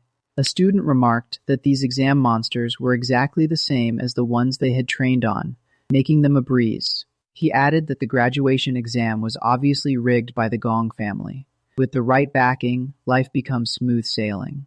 Confident they would win, the group shouted, "Let us go take down the boss," and charged ahead. Meanwhile, at the snowy peak of another D-level dungeon, Si Chen's team stared up at a massive ice monkey. The area was called the Cloud Forest Summit, and it was marked as extreme danger. Ma Long gulped, calling it the final lord and looking terrifying. Xiang Zuo muttered that a single hit from that thing would kill him 10 times over. The ice monkey noticed them, its red eyes locking onto the intruders. Ma Long panicked as the creature started charging straight at them. The whole team scrambled to run, but Si Chen stood his ground, completely unfazed. With lightning speed, Si Chen shot forward and delivered a devastating kick to the monkey's face, sending it flying, absolute main character energy. Before the monkey could recover, Si Chen used his incredible speed to intercept it midair and landed a second kick that shattered the beast entirely. Ma Long could only stare in disbelief, muttering that Si Chen had dispatched it so effortlessly. The system notified, plus 200 experience points and 1 ice monkey fur. Si Chen seemed unimpressed. He thought it was strange. Killing a D-rank dungeon lord should have yielded more, and the loot was just as underwhelming. Suddenly, Xiang Zuo shouted in excitement, spotting a huge pile of magic crystals. Calling everyone over, he pointed at the stash hidden in a tree hole. The giant monkey had hidden crystals that were at least mid-grade, based on their size. Xiangzuo beamed, saying if they sold those, they'd be set for life. But Si Chen yelled for him to stop. The moment Xiangzuo's hand touched a crystal, a blinding flash erupted. An ice bomb detonated, freezing the entire area, including the whole team and even the surveillance drone. Outside, the monitor displayed no signal for Si Chen's team, their feed completely lost. Gong Cheng smirked, saying they fell right into the trap. High-level monsters have intelligence. Trash will always be trash, and their exam was over. Talk about a smug villain. Cohen expressed concern about the students' safety, and Gong Xuan quickly agreed, suggesting the guild should intervene and call it quits. But Yuan Long, the university president, told them to wait. He pointed out that their wristbands were still transmitting vitals, and everyone was alive and well, with no surrender signals. The choice, he insisted, should be the students, alone. Gong Lin looked visibly unhappy with that decision. Back inside the frozen dungeon, Ma Long sneezed and shivered. Thanks to his cloud-type class, he had some resistance to ice and escaped being frozen. He breathed a sigh of relief, thinking that otherwise they would have been wiped out completely. Then he heard a strange noise above and looked up to see a creature lurking overhead. A chilling realization hit him. Could this be the real lord of the dungeon? Ma Long's eyes widened as he recalled the creature from the monster encyclopedia. A cloud mage with both control and attack abilities. A master of ice and snow, known for being cunning and sadistic.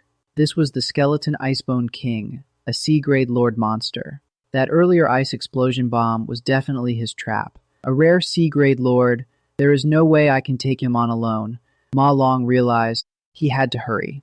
But an ice dart slammed into his leg, sending him crashing to the ground in agony. The monster let out a triumphant, grating laugh. A system alert flashed. Left calf penetrated. Would he abandon the assessment? Talk about a brutal reality check. He refused without hesitation. He had to get Si Chen unfrozen, no matter what. Desperately, he chanted the cloud incantation. Source of purification, a spell that could slowly cleanse Si Chen's frozen state. If he could just recover, there was still hope. Another shard of ice tore through his arm. Ma Long crumpled to the snow. The purification had failed. Above him, the monster cackled mockingly, enjoying his struggle. More danger alerts. Heart rate spiking, right arm pierced. The system once again asked if he wanted to quit, but quitting was not an option. Give up? That familiar urge crept in.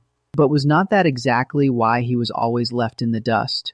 Because he always fled when things got hard. Memories of being ignored, laughed at, bullied, and treated unjustly flooded back.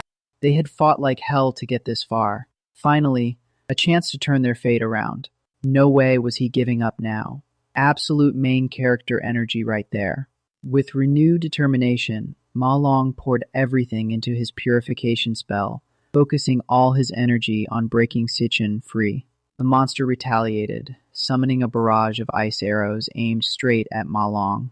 Ignoring the pain, Ma Long screamed as he pushed his power to the limit, desperately trying to shatter the ice, encasing Si Chen. Finally, the ice shattered. Si Chen burst free and instantly used a skill to whisk Ma Long out of harm's way. The skeleton Icebone King's hollow eyes widened in disbelief. How had they escaped? In the aftermath, Ma Long panted. You broke free on your own after all. Si Chen shook his head. No, you were a huge help. He glanced at Ma Long's wounds. Are you okay? Bleeding stopped. I will manage, Ma Long replied. Ma Long quickly got serious. That monster is a C-rank Cloud Lord, the skeleton Icebone King. He is insanely strong. We cannot let him freeze us again. Then, out of nowhere, a massive ball of ice spikes materialized behind the creature. Ma Long's jaw dropped. What the actual... He can create an ice explosion bomb that huge? How are we supposed to dodge that? Ma Long screamed in panic. A deafening explosion of ice erupted, engulfing everything in its path.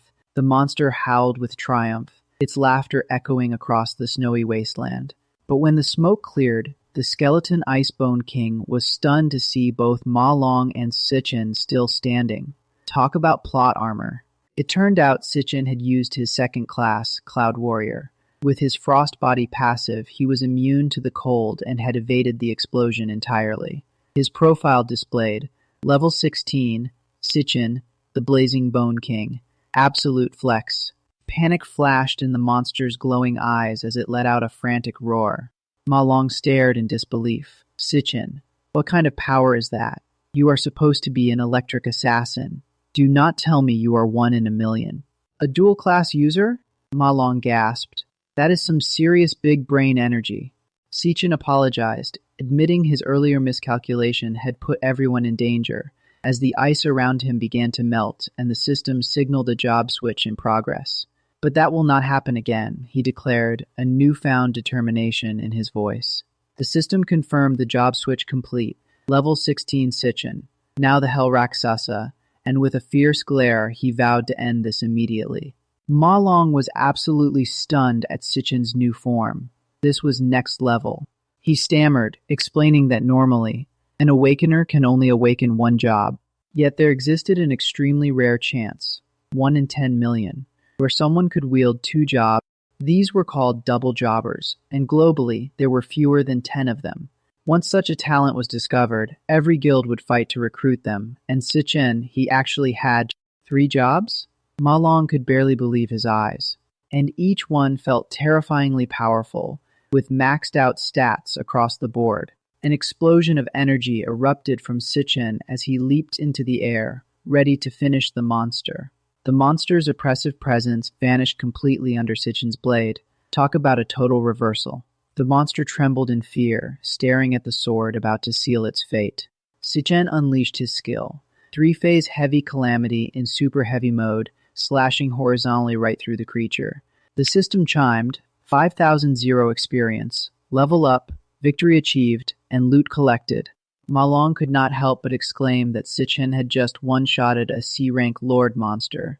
But then Si Chen asked if the other 2 were still frozen, and if Ma Long had enough left to defrost them.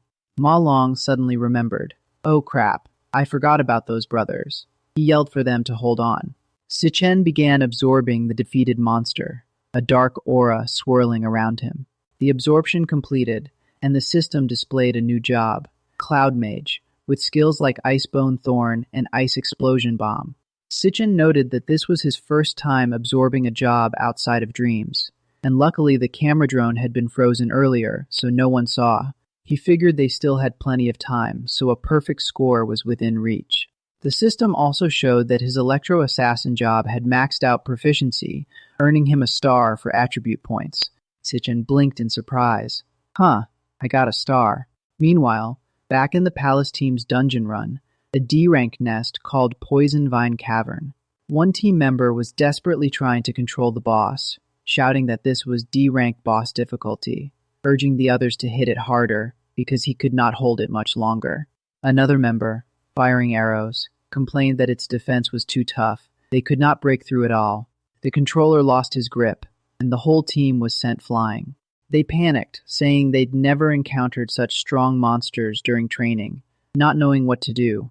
They asked if the palace president had gathered enough power yet, with 2 members buffing his stamina and elemental energy. Palace replied calmly, that is enough. He then activated burst speed and charged straight at the demon flower, landing a clean slap. The devastating strike caused the monster to explode into a brilliant burst of light. The team erupted in cheers, praising the president's incredible strength. The drone announced that the Palace team had successfully cleared the D-rank dungeon in just 35 minutes. The teammates celebrated, boasting that clearing a D-rank in half an hour was a feat rarely seen. They calculated their score. With a 1-hour clear and a D-rank multiplier of 3, they got 150 points. A perfect score, a new school record. They eagerly headed out to see the results. Boasting to his underlings, Gong Cheng declared that even the weakest F-rank dungeon took other teams at least an hour to clear. He then sneered that anyone else leaving the dungeon now must have given up early. Just a bunch of losers, cackling triumphantly. Nearby, a shaken student still trembled, begging monsters not to kill him, while his friend tried to calm him down, reminding him they were already out. Another one echoed the terror, saying the monsters were absolutely horrifying. Then Gong Cheng's gaze landed on Si Chen's group, and he let out a knowing, "Ah," he thought to himself. Just as I suspected, Si Chen and his crew bailed out early too. He strutted over to them with a mocking grin. Well, well, if it is not Si Chen, he taunted. He rubbed it in, asking how the great Si Chen could not even finish the exam. Were not you supposed to be hot stuff? But Palace called out to his brother. Gong Cheng, come back. The vice chairman's here. Go greet him. Vice Chairman Kawin clapped, declaring it a splendid performance. Gong Cheng's eyes widened as he realized the man before him was the pinnacle of world power. He is coming over. He excitedly whispered that Kawin was walking straight toward their group. But to everyone's shock, Kawin walked right past Palace's group and headed directly to Si Chen's team. He looked at Si Chen with genuine admiration. Absolutely remarkable, he said. He revealed that Si Chen's team had cleared a D-rank dungeon in just 21 minutes. He noted that even seasoned professional guilds would struggle to match that. Truly impressive. Gong Cheng's jaw dropped. What? Those 4 losers not only cleared a D-rank dungeon, but in 21 minutes. One of Si Chen's teammates beamed and greeted the vice chairman cheerfully. Si Chen sized him up internally. Carl Cavendish, vice chairman of the World Guild Alliance, the second most powerful man on the planet. What was he doing here? Kawin addressed Si Chen directly. You are Si Chen, right? This trip was worth it. He then turned to Palace, acknowledging the young master of the Gong family for also clearing a D-rank dungeon at such a young age. He praised Chairman Gong Lin for raising such a talented son, like father, like son.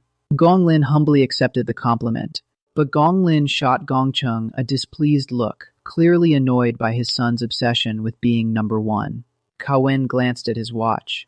Well, it is getting late. I should be going. He told the principal he was incredibly lucky to have discovered such rare twin prodigies. Gong Xuan cleared his throat and announced the exam results. Since both teams achieved perfect scores, he declared that they were tied for first place, and all members of both teams could join the Imperial Guild. Ma Long pumped his fist in celebration. The rest of Palace's team erupted in joy, reveling in the fact that they'd have job security right out of school. Gong Xuan added that both team leaders, Palace and Si Chen, would receive core management positions and split a 1 million MVP bonus. Both of them looked taken aback by this decision, but Si Chen's mind raced. Only 500,000. He had promised to repay a 1 million debt within a month. Now he'd have to find another 500,000 quickly. Suddenly, Palace spoke up. There can only be one first place, and only one is needed. He challenged Si Chen to a solo tiebreaker. The room fell into stunned silence.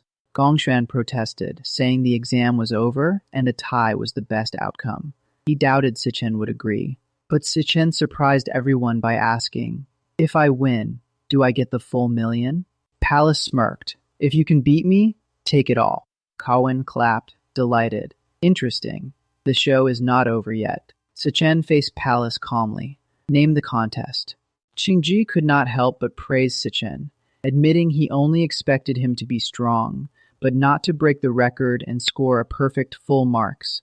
The news was everywhere, he added, and considering this, he decided to write off the 150,000 debt as an angel investment in Si Chen.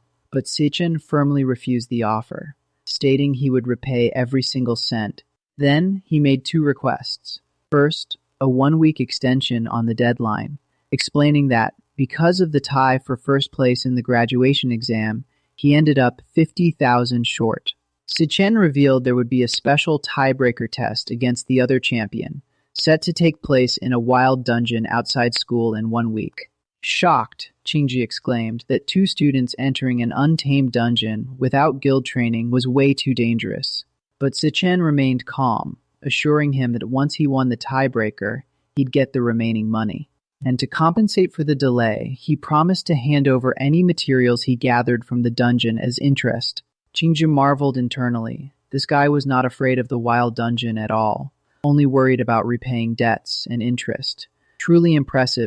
Then Si Chen said there was another matter he needed to discuss, something even more important. He whispered something that made Qingji's eyes go wide with shock, though the exact words stayed between them. Meanwhile, back at school, Siyun threw her arms up in celebration as the final exam ended, chatting with a friend about how tough the last multiple-choice question was.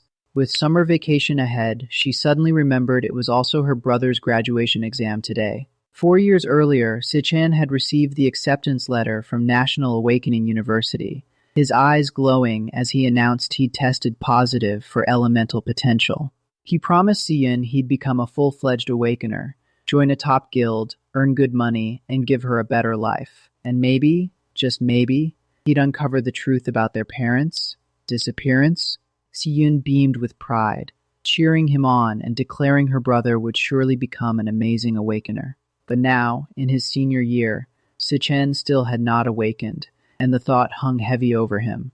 Still, he forced a smile, telling himself he just had to keep working harder. Si Chen reflected that her brother had always been the most hardworking among his peers, yet ended up the only one unable to awaken, watching everyone else grow stronger around him. She could feel the loneliness he must be hiding, even if he never showed it. Her friend Zhu Tong rushed over, bubbling with news about 2 genius graduates from National Awakening University who scored perfect marks. They'd even been personally received by the vice chairman of the Guild Alliance, who gave them sky-high praise, and now the whole county was buzzing about it. Zhu Tong asked if Si Yun's brother went to that school, making Si Yun awkwardly stammer. Just then, a smooth voice interrupted. Jin Duoxin, the school heartthrob, greeted her with a casual good afternoon. Jin Duoxin said he'd booked the top-floor suite at Zifeng Tower, asking if she was free at 8 that evening. Zhu Tong squealed, wondering when Si Yun had gotten chummy with the campus celebrity, while Si Yun just stood there silently. Suddenly, Si Yun bolted away without a word, leaving Zhu Tong calling after her in confusion. As she ran, the bitterness hit her. Everyone's celebrating their perfect scores and fame, but her brother cannot even awaken. Determined to cheer him up, she decided to head straight home and cook an amazing dinner to comfort him. That evening, back at the rented apartment, a lavish feast covered the table, hot pot, stir-fries, and soup, all prepared by Si Yun. Si Chen walked in, genuinely stunned, wondering when his little sister had found the time to make such a spread. He dug into the sukiyaki with delight, but then the evening news came on, broadcasting the graduation exam results. The report showed Vice Chairman Carl Cavendish on site, mingling warmly with the students. Si Yun watched her brother carefully, knowing he had to be hurting inside even though he hid it perfectly. The anchor announced the rare occurrence of dual champions, 2 students who each led their teams to full marks. And then, the vice chairman specifically praised one of them, Si Chen. Si Yun's head whipped around, eyes wide. Full marks. Si Chen? That was her brother's name. Across town, a cold voice spoke. Gong Lin announced that he had built the stage and seated the audience, expecting a show. But the performance was a total failure. The opponent, he snarled, lost to a nobody whose name was not even worth mentioning. From now on, he declared, the loser had no say. The tiebreaker next week was already arranged. Since the fool could not handle it himself, Gong Lin would take matters into his own hands. By any means necessary, the top spot would go to the Gong family. The scene shifted to Si Chen watching a TV interview, where President Carl publicly praised his performance, calling it impressive and expressing hopes that Dongxin would continue to nurture outstanding talent. His sister Si Yun looked at him with wide eyes, asking if he was the guy on TV. Si Chen just nodded, taking another bite of his food. She burst out, calling him her brother and saying that during the graduation exam, he led his team to a perfect score and even got a shout-out from the vice chairman of the Guild Alliance.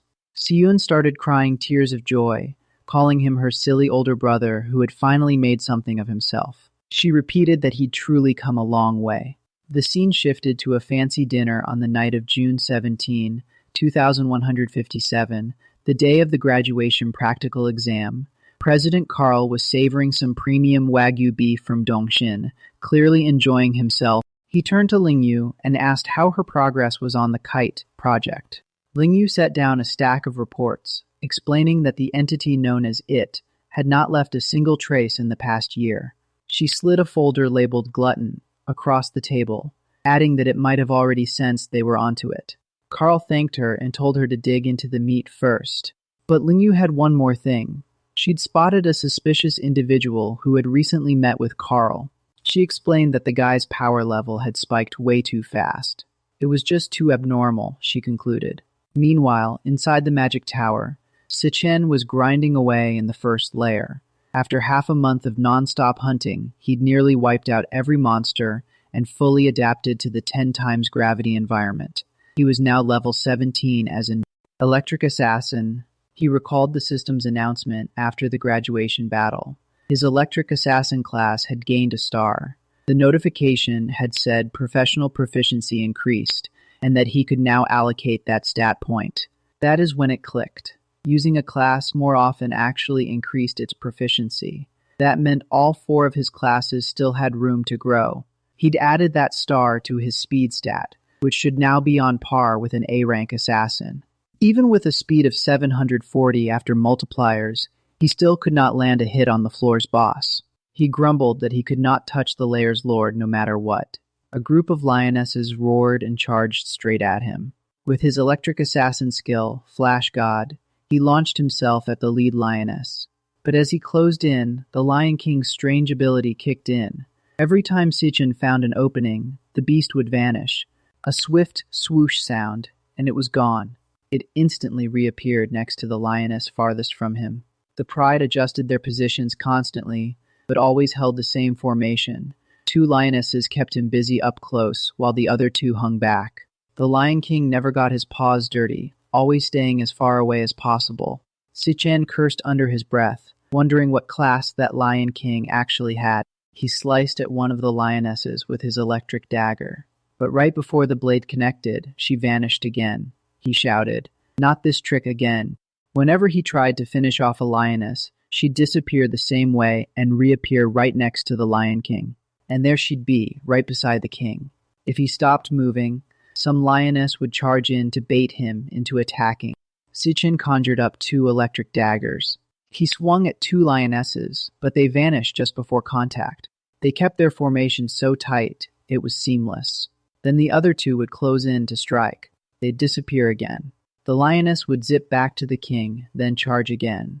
It was an endless cycle of attrition, wearing him down bit by bit. Si Chen finally realized these beasts were just toying with him.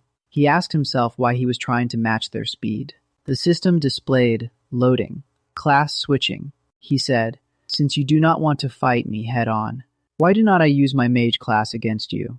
An archive file popped up for the Skeleton King of Ice class.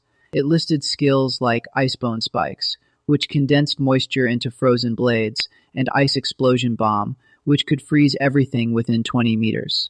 The advanced version could freeze a 100-meter radius. Si Chen unleashed a volley of ice blades, sending them flying toward the pack of lions. He reminded himself that mages might be fragile up close, but they dominate at range with area control and attrition. A barrage of icy arrows rained down on the Lion King.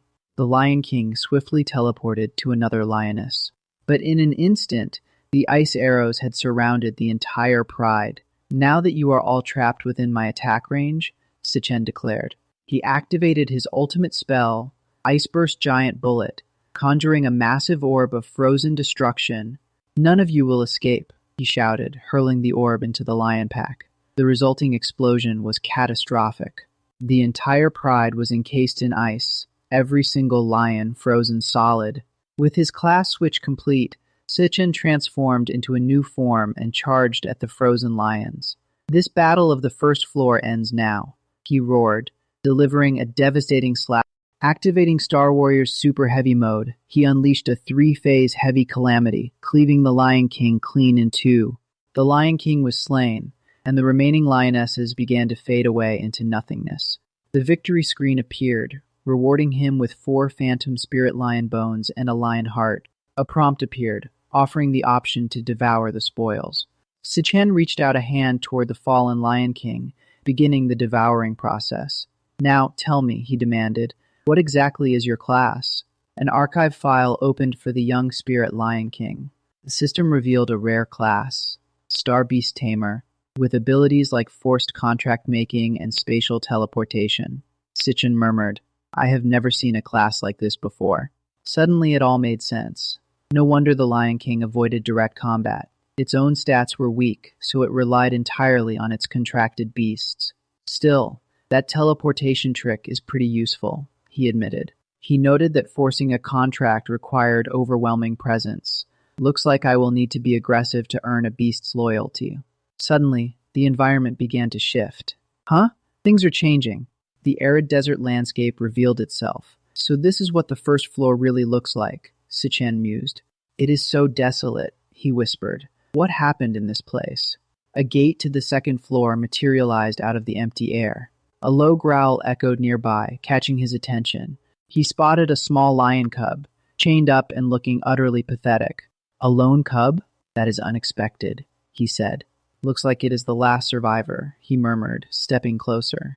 The Lion King's death did not make it vanish, so it is not his contracted beast, Si Chen reasoned. He noticed the chains binding the cub engraved with celestial patterns.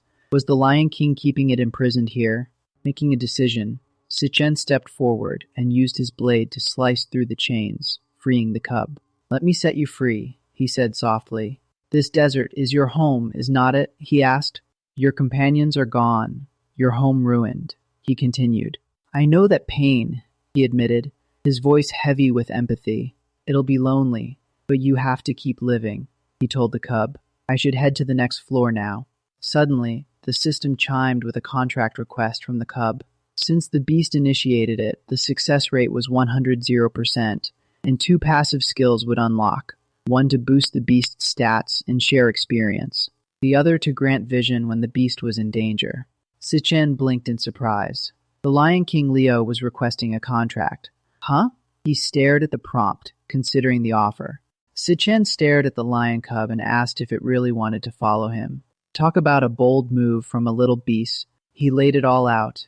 Each floor of the tower would be deadlier, monsters stronger, and he could get seriously hurt or even die. No sugarcoating. The cub let out a fierce roar of agreement, practically vibrating with determination. Absolute Chad energy from a tiny lion. Si Chen nodded firmly and said he understood and would accept the contract. He sealed the deal. The system confirmed the contract was completed with Lion King Leo. Smooth sailing. Both passive skills lit up, stat boost, experience share, and danger vision. Talk about a win-win. All right then, let us move out together, Si Chen said, pointing forward like a true leader. He told Leo to stay safe during fights, and the cub chirped happily in response. Cute, but deadly. Stepping through the gates, Si Chen found himself in a fiery hellscape, with lava pouring from above like a liquid death waterfall. He groaned about the heat, feeling like he was about to melt any second, already sweating buckets. He wondered what kind of nightmare lurked on this floor. Spoiler, nothing good. Suddenly, a blinding flash erupted from behind him, completely out of nowhere. Before he could react, a projectile tore through him. Insta-kill. No warning. Si Chen jolted awake, back in bed, shocked that he did not even see what hit him. He could not figure out what kind of monster that was. Talk about a brutal reality check. His sister Si called from outside for him to come eat breakfast. Just another morning after dying in a dream. He sat down to a feast of ramen and fresh fruit, noting that this breakfast was way too generous. Si rattled off chores, washed the dishes, and hang the laundry. The usual sibling tax. Si Chen asked where she was rushing off to since summer break just started, and she replied that she had a summer job. He blinked and said he told her he would handle the money. Classic overprotective brother. But Si just grinned, saying if her big brother was making it big, she could not slack off either, and summer was boring without something to do. She dashed out the door, calling back reminders about the dishes and laundry. Talk about a responsible little sis. Si Chen watched her go with a soft smile, thinking she had always been like this. No matter what, she was tough and kept pushing forward, even though she was still just a kid. He could not help but admire her grit, but sometimes he felt like she was the one taking care of him. Once school stuff was done, he had to go fight the Demon King of Wrath, meaning he would be away from her for a long time. He admitted that Xiaoyun was the only one he really worried about, his voice heavy with concern. Then the light bulb went off, and he thought maybe he could do this. He focused and summoned the lion cub from the dream tower right into his room. It actually worked. He was amazed that he could actually summon his contract beast from the dream tower into the real world. This was a game changer. The cub immediately went wild, bouncing off the furniture and causing chaos. Absolute menace. Si Chen hatched a plan for Leo to shadow Si Chen. If she got into danger, he would see it through Leo's eyes and teleport in. Genius. Xiaoyun had always loved cats and dogs, so a little lion should be fine. He crossed his fingers. A loud crash echoed from the kitchen. Leo had trashed the entire kitchen, pots and pans everywhere. Si Chen winced, hoping she would be okay with it. Cut to evening. A blood-soaked man brandished 2 knives, backing away from something terrifying and telling it not to come any closer. A grotesque monster loomed toward him, ready to strike, and the man stammered, asking what it was. The monster swung its blade and ended him, his final words gasping about what kind of monster it was. Then the creature began to devour him, a loading screen flickering with the word devouring, mysterious and unsettling.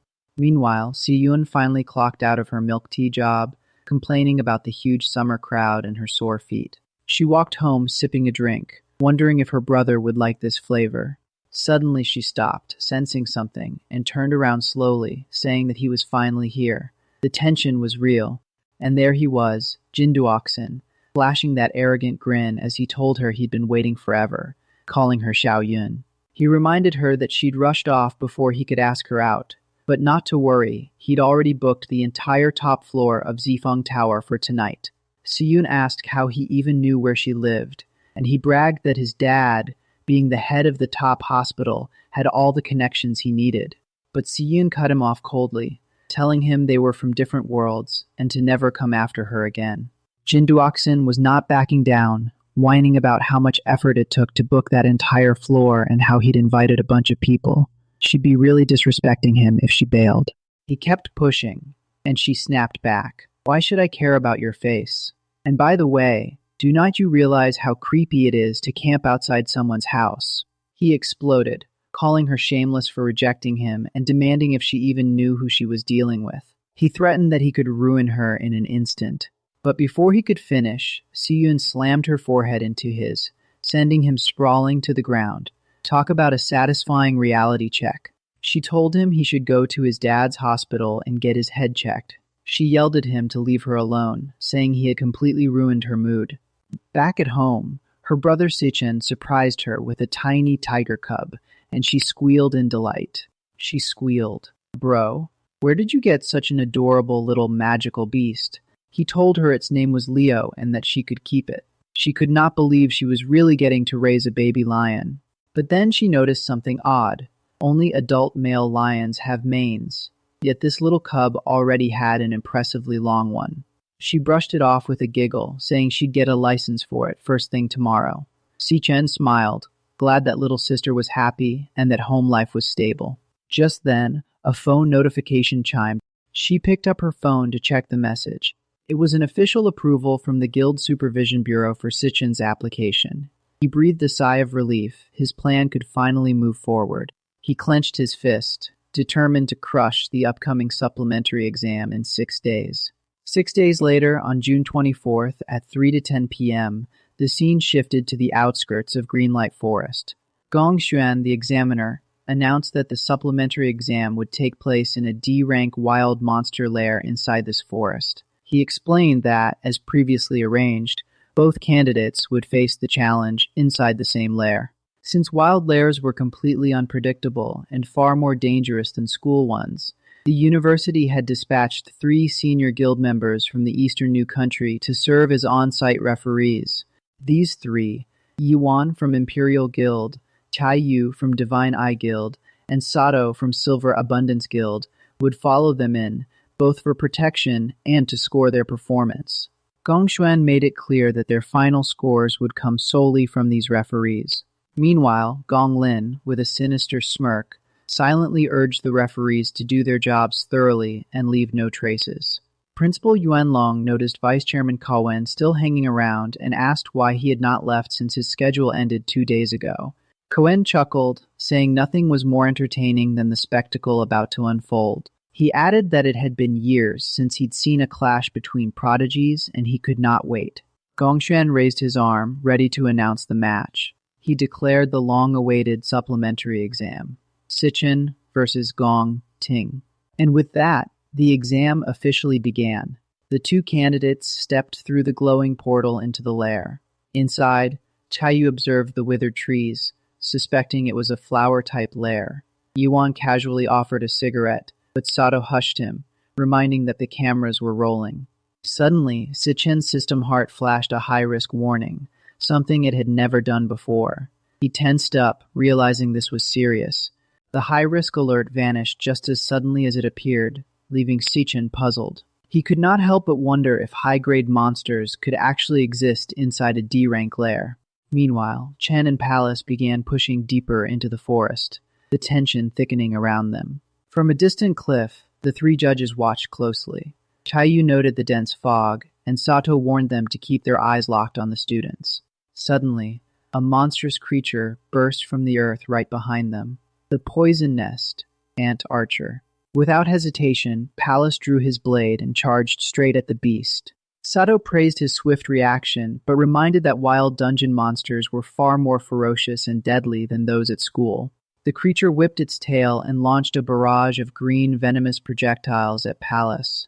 With lightning speed, Palace slashed through every incoming shot and cleaved the monster in two before it could react. He then followed up with a devastating finishing move, Blazing Blade Rupture, driving his sword through the monster's chest and blowing it apart.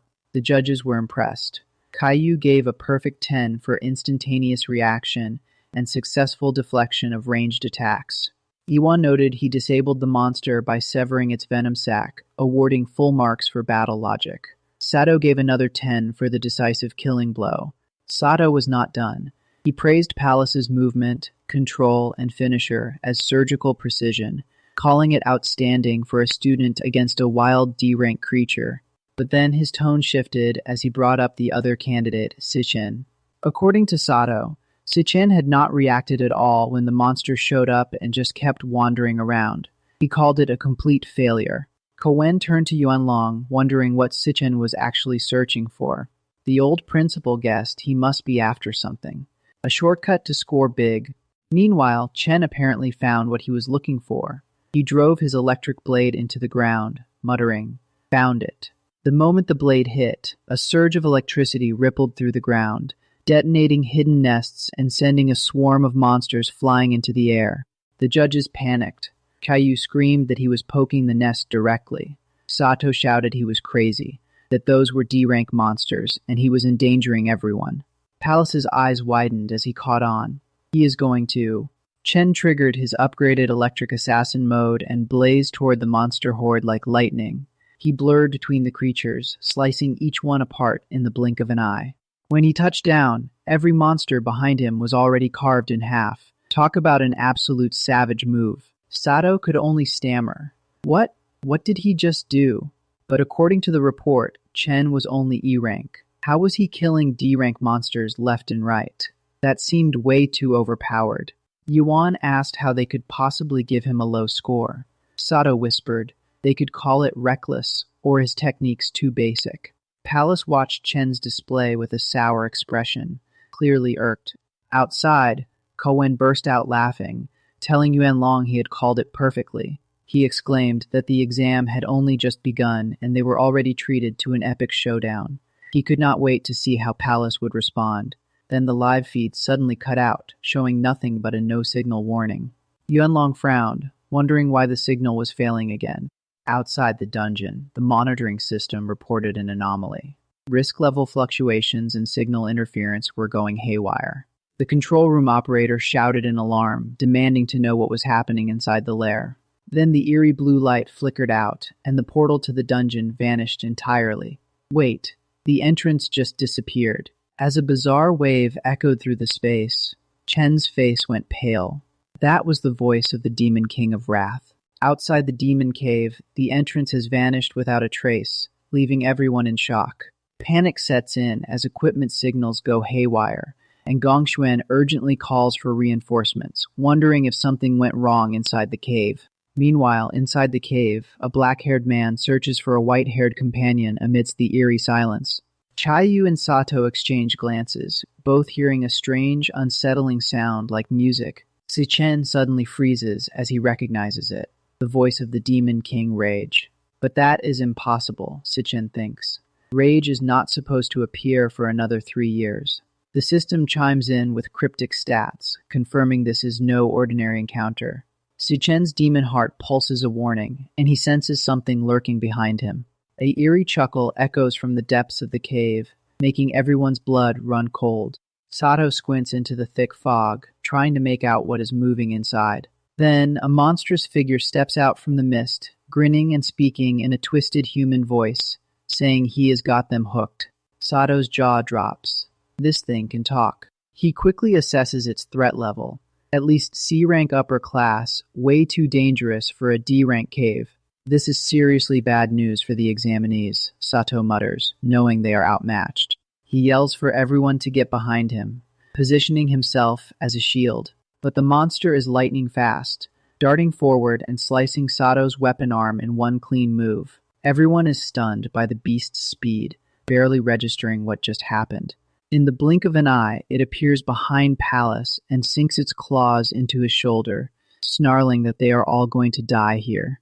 The creature twists the blade deeper, gleefully telling them this is their grave. Gritting his teeth, Palace swings his sword and severs the monster's claw still embedded in his flesh. He follows up with a powerful kick, shoving the monster back to create some distance. Panting, Palace addresses Si Chen, explaining that the Lord attacked him first. According to priority rules, this kill belongs to me alone, so stay out of it, he declares fiercely.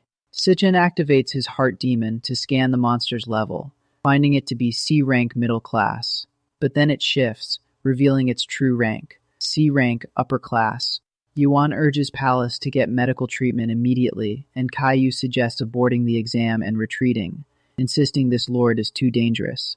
Palace raises a hand to his wound, healing it with a flash of light, and simply says no. Si Chen watches in disbelief as Palace uses flame to cauterize the wound and stop the bleeding. I reject the suggestion, Palace says firmly. He charges back at the monster, declaring that their fight is far from over. The monster meets his charge, and the battle resumes with renewed fury. Back outside, someone recalls that cave entrances have disappeared before, signaling high-intelligence monsters inside. Wu Kei, the Imperial Guild leader, explains that such monsters deliberately open the entrance to lure humans in like a trap. Gong Cheng panics, asking if there is no way to reopen the entrance, knowing Palace is still trapped inside. Wu Kei reveals there is only one way to make the exit reappear. The people inside must kill the cave's lord. Gong Cheng breathes a sigh of relief, noting that a D-rank cave usually only has one C-rank lord, matching their average strength. But Wu Kei shakes his head, revealing that the D-rank rating is just a disguise by the lord. From his observations, this cave is likely the culprit behind many missing awakenings they've been tracking. In truth, this is an extremely high-risk B-rank cave, Wu Kei declares, leaving Gong Cheng in shock. Inside the demon cave, Palace had been locked in a fierce battle with a massive monster, and things were not looking too good for him. But then the creature swung its claw, and he leaped into the air, dodging just in time. Seizing the moment, he slashed down, shouting that the beast's weakness was finally exposed. With a final blow, he brought the monster down, leaving the judges in absolute disbelief. Caillou gasped in shock, exclaiming that Palace had actually soloed the Lord all by himself. She could not help but admit his strength was seriously no joke. Meanwhile, Yuan was checking on Sato, who had just regained consciousness thanks to some quick healing, but Sato noticed his hand bracelet had lost connection to the outside world. Soon, Yuan and Caillou realized their signals were completely cut off, and even the compass system was acting up. Sato then asked when the camera robot had broken, while Palace shot him a puzzled look. Suddenly, the headless monster they thought was dead rose again and lunged at Palace. Luckily, Si Chen spotted it in time and sliced it into 100 pieces, earning a sweet 2000 EXP. Talk about a satisfying payoff. Palace was horrified, wondering how the beast could still move after he'd cut off its head. Si Chen revealed that the monster was not the real lord at all. It had been hypnotized, allowing it to act even after death. He warned everyone to leave immediately, or they'd be the next ones hypnotized, leaving Palace baffled at how he knew all this. But Sato argued angrily, insisting the beast had to be a C-rank lord, and Si Chen was talking nonsense. Just then, Si Chen's demon heart issued a high-risk warning, detecting a truly dangerous monster nearby. A strange sound echoed through the cave, setting everyone on edge. The eerie sound wave hit the judges, and they started acting oddly, clearly under some influence. Si Chen quickly put on earphones, muttering that it was already too late. He recognized the sound wave from his past life. It was the same one Wrath had used to hypnotize and slaughter countless innocents. Back then, that wave had hypnotized and killed millions of ordinary people worldwide. He concluded that the lord of this cave was definitely connected to Wrath. Determined, he declared it was time to meet this thing face to face. Massive main character energy right there. Following the hypnotized figures deeper into the cave, Si Chen pressed on as the ominous sounds grew louder. At the cave's center, his demon heart kept blaring high-risk warnings. Something truly monstrous was close. He explained that, like Wrath, this monster used alpha waves for hypnosis, but he had prepared beta wave audio to counter it. With these people defenseless and in mortal danger, he knew he had to take down the Lord quickly. And then, at the heart of the cave, a hooded figure surrounded by snakes let out a sinister laugh, clearly the mastermind behind it all. A flashback hit. A young boy stood over his opponent, covered in blood, gripping a gnarled staff. Talk about a brutal childhood. His father, Gong Lin, coldly acknowledged his victory, treating the bloody duel as just another day for an 8-year-old. The winner, Palace, was called up to eat, a simple reward for winning. The loser, his younger brother Gong Cheng, was forced to kneel in the darkness all night.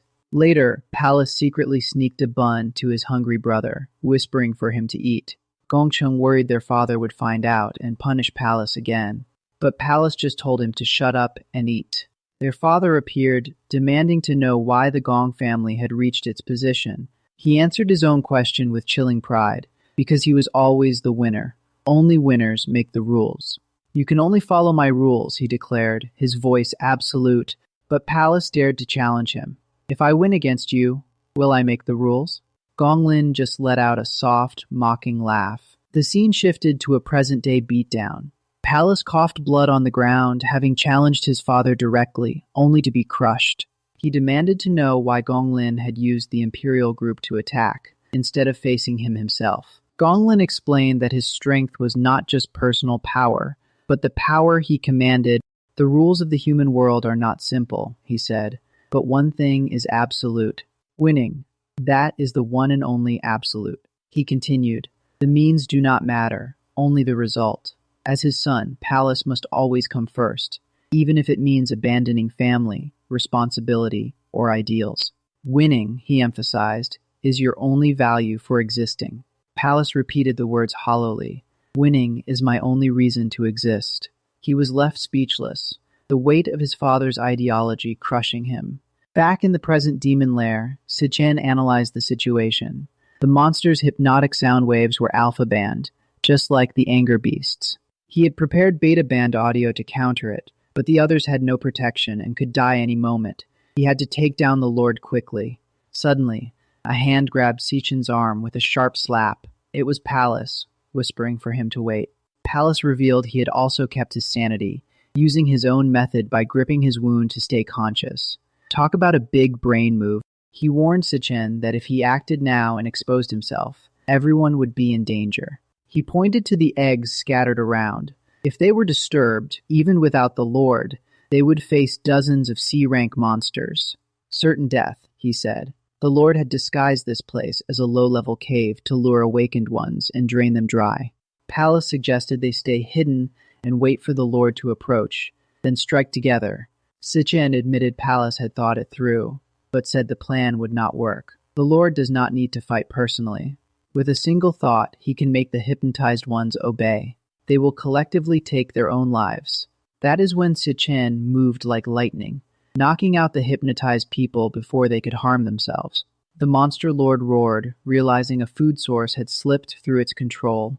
From the ground eggs, mantis-like monsters burst out, forming an army of assassins. Palace knew they had to resort to emergency measures.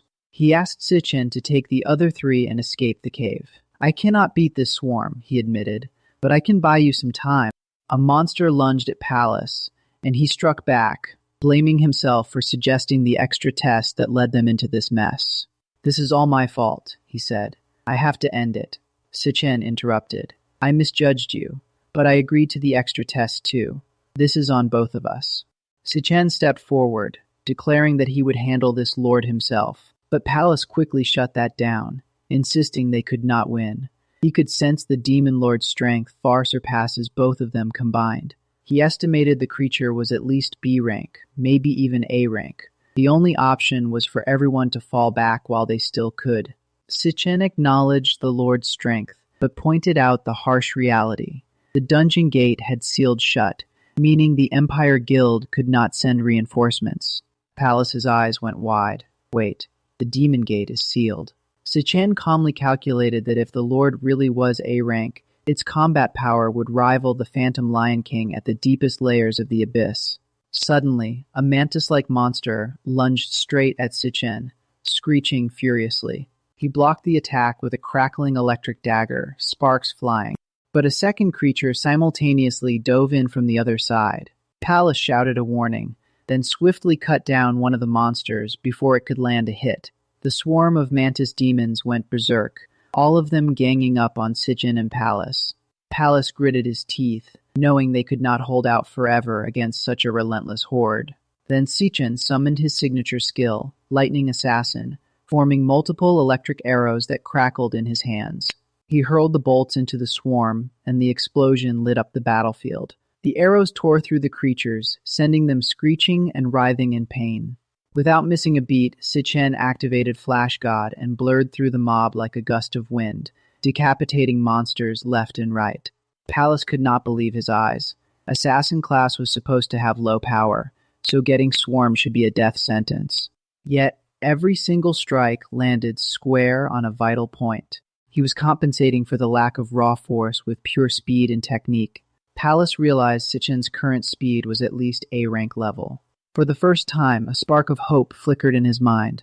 Maybe, just maybe, they actually stood a chance. But the demon lord grew impatient, roaring that they were taking too long, and then unleashed an ultimate buff on its monster army. Ultimate enhancement. Their stamina and physical stats skyrocketed. The monsters swelled in size, becoming deadlier and more aggressive. The Lord barked orders, commanding its minions to shred Si Chen to pieces. A crab-like creature slashed with its pincer, but Si Chen narrowly dodged. Meanwhile, Pallas was charging up a skill from the sidelines, muttering to himself, "Hold on, Si Chen." Si Chen moved like lightning, carving into the monsters' weak points with eerie precision. Another demon tried to ambush him from behind, but Si Chen sensed it and instantly teleported behind its back. Caught completely off guard, the monster could only twitch as Si Chen unleashed a rapid combo of slashes, but the demon whipped its claw around, sending Si Chen stumbling backward from the shockwave. Si Chen noted that these enhanced demons had stats nearing B rank, and their shells were ridiculously tough. He could not land clean hits on their vitals. He had to find a way to break through their armor first. Suddenly, a triumphant cry rang out from behind. "Thanks for buying me time, Si Chen." It turned out Pallas had been charging his stats all along, and now they had spiked to incredible levels. Speed, stamina, elemental power, mental focus, luck, all maxed out. He shouted that the time Si Chen bought was enough. Back in the real world, at 17:30, in Siyun's rental apartment, Jutong showed up apologizing for being late. She'd stopped to grab some drinks. Siyun waved it off, saying her brother was not home yet anyway. Jutong raised an eyebrow, surprised he still had not returned. Jutong asked if her brother even knew she'd passed the Art Academy exam. Not yet, Siyun admitted, but she told him she had news. He'd probably be late, so why not start eating? But then Siyun realized they were out of garlic sauce. She told Jutong to wait. She'd run to the store with Leo the lion cub and grab some snacks too. Time to celebrate properly. At the convenience store, she paid and thanked the cashier, then cooed at Leo peeking quietly from her bag, calling him a good boy. The little lion stayed calm and quiet inside her bag, not causing a fuss. She praised him and promised to buy him more cookies next time. But around a street corner, a shady group had their eyes locked on her, one of them confirming he had her in sight. One asked if they should make a move, but the leader told him to wait. Follow her until there are no cameras, then deal with her. The thug replied with a nod, and so they began tailing her through the streets. But Siyun was sharp. She'd noticed the same faces since she left the store. What did they want? Leo let out a soft whimper, sensing trouble. You feel it too, huh? She whispered, telling him to stay hidden. She braced herself, muttering that it looked like they were in for an adventure. Meanwhile, back in the demon realm, Si Chen assessed the situation. These enhanced monsters had stats close to B rank. Their shells were rock hard, making it nearly impossible to strike a weak point. He had to find a way to break through their armor. Suddenly, Palace's voice rang out with gratitude, thanking Si Chen for buying him enough time. He'd been charging his stats, stamina, speed, elemental power, mental focus, luck, all maxed out. Si Chen's eyes widened in surprise. Palace declared that this was his ultimate finishing move. He warned that even an A-rank lord would be reduced to ashes, then unleashed his skill, Nova Warrior. Extreme Blazing Sky Cleaver, sending a colossal sword arc toward the demon horde. With a deafening boom, the blade swept through the monsters, vaporizing them on contact. The slash kept barreling straight toward the demon lord himself. When it struck, a massive explosion erupted, engulfing everything in blinding light. Palace collapsed to the ground, completely spent, stamina, mental energy, and elemental power all drained to zero. He gasped, thinking it was finally over. But then, a chilling laugh echoed from the smoke. Is that all you've got? The demon lord's voice sneered. Both Si Chen and Palace froze in disbelief. The demon lord emerged unscathed, mocking them as worthless humans. Palace stammered, realizing his full power strike had done nothing. He was completely unharmed. Talk about some serious plot armor. Si Chen quickly analyzed. The demon had absorbed all the energy from the demon eggs right before impact, forming an impenetrable barrier. Palace's hope crumbled. Was this really the end for them? But then Si Chen's voice cut through the despair. He proposed a deal. Palace could take first place in the competition, but the $1 million prize would go to Si Chen. The system announced a job change.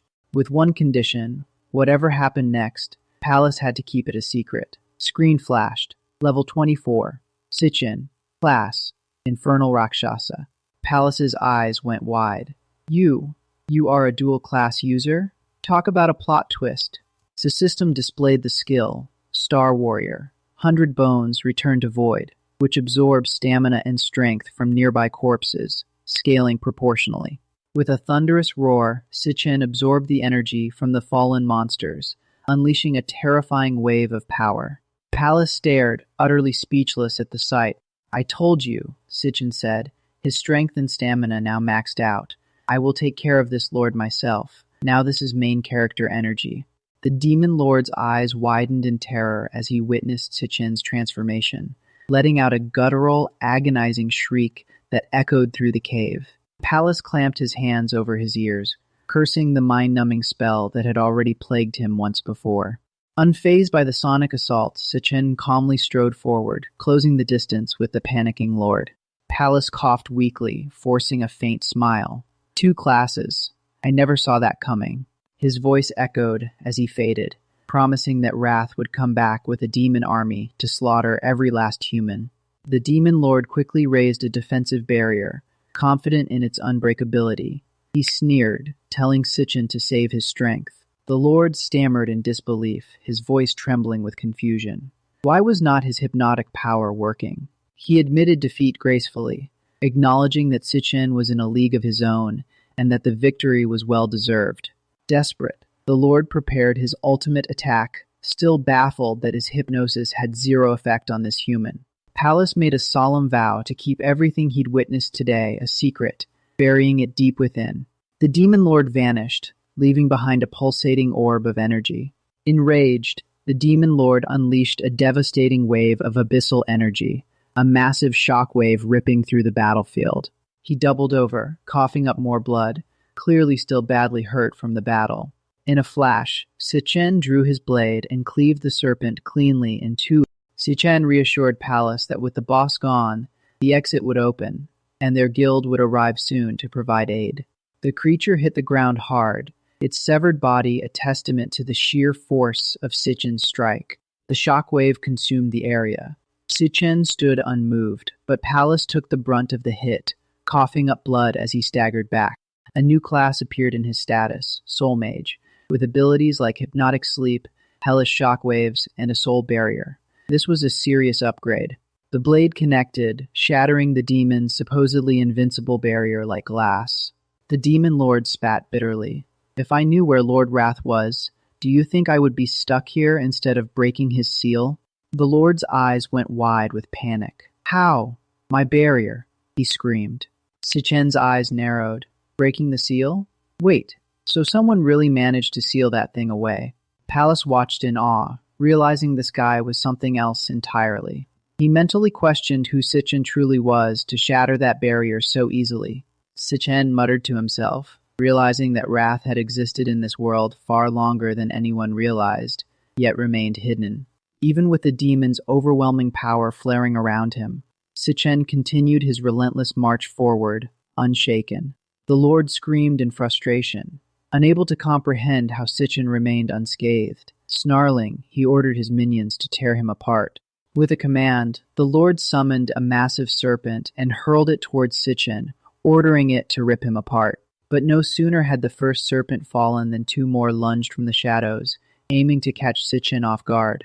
Si Chen did not even flinch. He dashed forward and sliced both snakes into neat segments, almost like preparing ingredients for a hot pot. Talk about efficient butchery. Without missing a beat, Si Chen used the opening to charge straight at the Demon Lord. Leaping into the air, Si Chen brought his sword down in a powerful arc aimed directly at the Lord. Activating his sword art, Si Chen channeled every ounce of his power, the system flashing notifications of stats max. Without hesitation, Si Chen followed up with a skill-enhanced punch, his fist glowing with devastating force. The blow sent the Demon Lord crashing to the ground with a thunderous impact. He groaned in pain as Si Chen calmly strode over to him. Towering over the fallen Lord, Si Chen demanded, "Tell me, how are you connected to Wrath?" The creature's eyes bulged in shock. How? How could you know the name of Lord Wrath? Si Chen's voice was ice. Answer me. The demon's form began to dissolve, but he let out a maniacal laugh. Lord Wrath will return. Just wait and see. Si Chen extended his hand and absorbed the orb. The system confirming the Devourer was complete. The victory chime rang out as Si Chen leveled up to 25, gaining new items like snakescale pouches. Talk about a satisfying loot drop. Sense of unease crept over him. Something was unfolding, something beyond his knowledge. But then Si Chen's gaze caught something disturbing. A dangerous-looking man surrounded by writhing tentacles in the distance. His blood ran cold as he realized that the figure in peril was none other than Si Chen. The thugs panicked, realizing she'd slipped away. The scene shifted to a dark alley on June 24th, 2157, where Si Chen realized she was being tailed by a shady group. Stepping closer, he told her to make this enjoyable for him. She'd noticed them following her ever since she left the shop, and she had no clue what they wanted. Whispering to her tiny lion companion, she told him to stay hidden and not reveal himself. Out of nowhere, a powerful kick connected with his face. The thug who was slammed into the wall slowly picked himself up. With a sneer, he repeated his threat, making her skin crawl. The thug was sent hurtling through the air, crashing into a wall with a loud thud. Following the first rule of being tailed, she decided to lose them in a crowd. Cursing, he realized he had lowered his guard. Rushing to his side, Si Chen was terrified, calling his name. Another, more menacing figure raised an eyebrow. Intrigued, panicking, Si Chen demanded to know who they were. Heading to the bustling restaurant district where the evening crowd was thickest, she hoped to blend in. She cradled him, asking if he was all right. One of the thugs scoffed, disappointed that the lion had fizzled out so quickly. Melted into the crowd, but the pursuers rudely shoved people aside, shouting for her to stop, adding that their heads would fetch triple the bounty. In the split second, they lost focus. She vanished from their sight. Turning to Si Chen, Si Chen apologized for being late and asked if she and Leo were okay. The roots began to coil around Si Chen, trapping her in place. Believing she'd finally shaken them off, she sighed in relief. He told her to stay calm, that he was here now. But suddenly, a figure blocked her path, having anticipated her route. The group from behind caught up, laughing at her efforts, mocking her as a little chick. One of them used an ice ability, freezing her feet and sending her tumbling to the ground. He taunted her, asking if she was all out of steam. Leo, the little cub, had transformed into a magnificent adult lion with a flowing white mane, radiating raw power. Talk about a serious upgrade. Dumbfounded, Si Chen stared at her, suddenly massive guardian.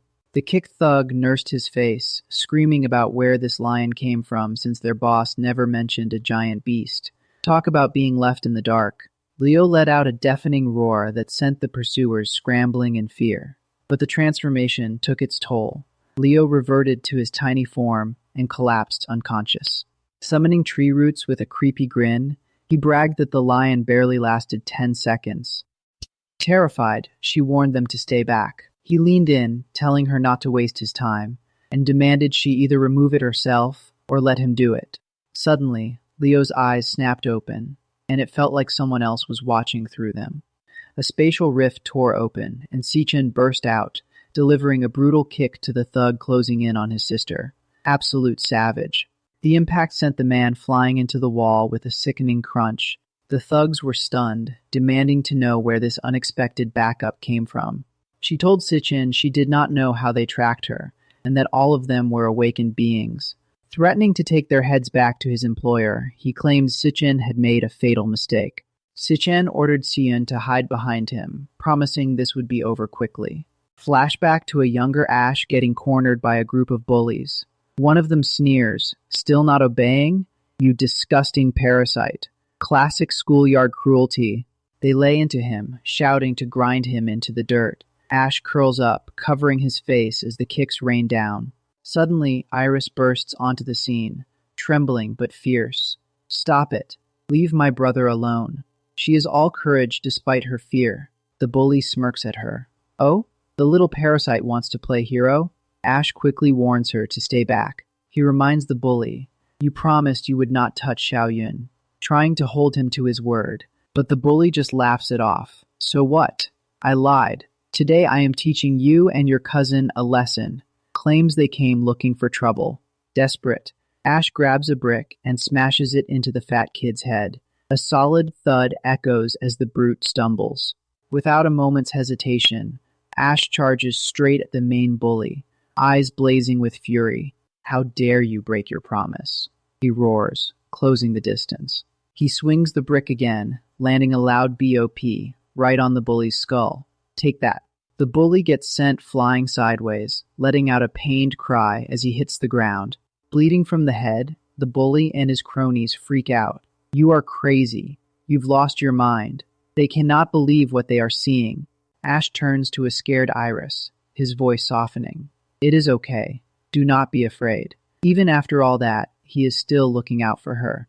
Back in the present, Ash once again shields Iris, telling her, "Hide behind me and do not move." History repeating. He adds confidently, "This will not take long." Talk about main character energy. Because he is not just any ordinary awakener. Iris watches, knowing what is coming. She thinks, "But there are 3 awakened ones over there, and each one seems unafraid of death. Can my brother really take all 3? One of them rushes at Ash, shouting, "Hey, pretty boy, what are you standing around for?" Big mistake. Ash just flicks his hand and the guy goes flying into the wall with a loud smack. No effort at all. Next, a bulky guy charges in, ready to land a hit. Ash blocks with one hand, then headbutts him so hard he crashes into a trash can. Brutal. Another enemy attacks with plant roots, but Ash sidesteps like it is nothing. Smooth moves. The root controller scoffs. "Look at this scrawny schoolboy." Underestimating him big time. He sends thorny roots to impale Ash, shouting, "We'll turn you into a human pincushion." Yikes.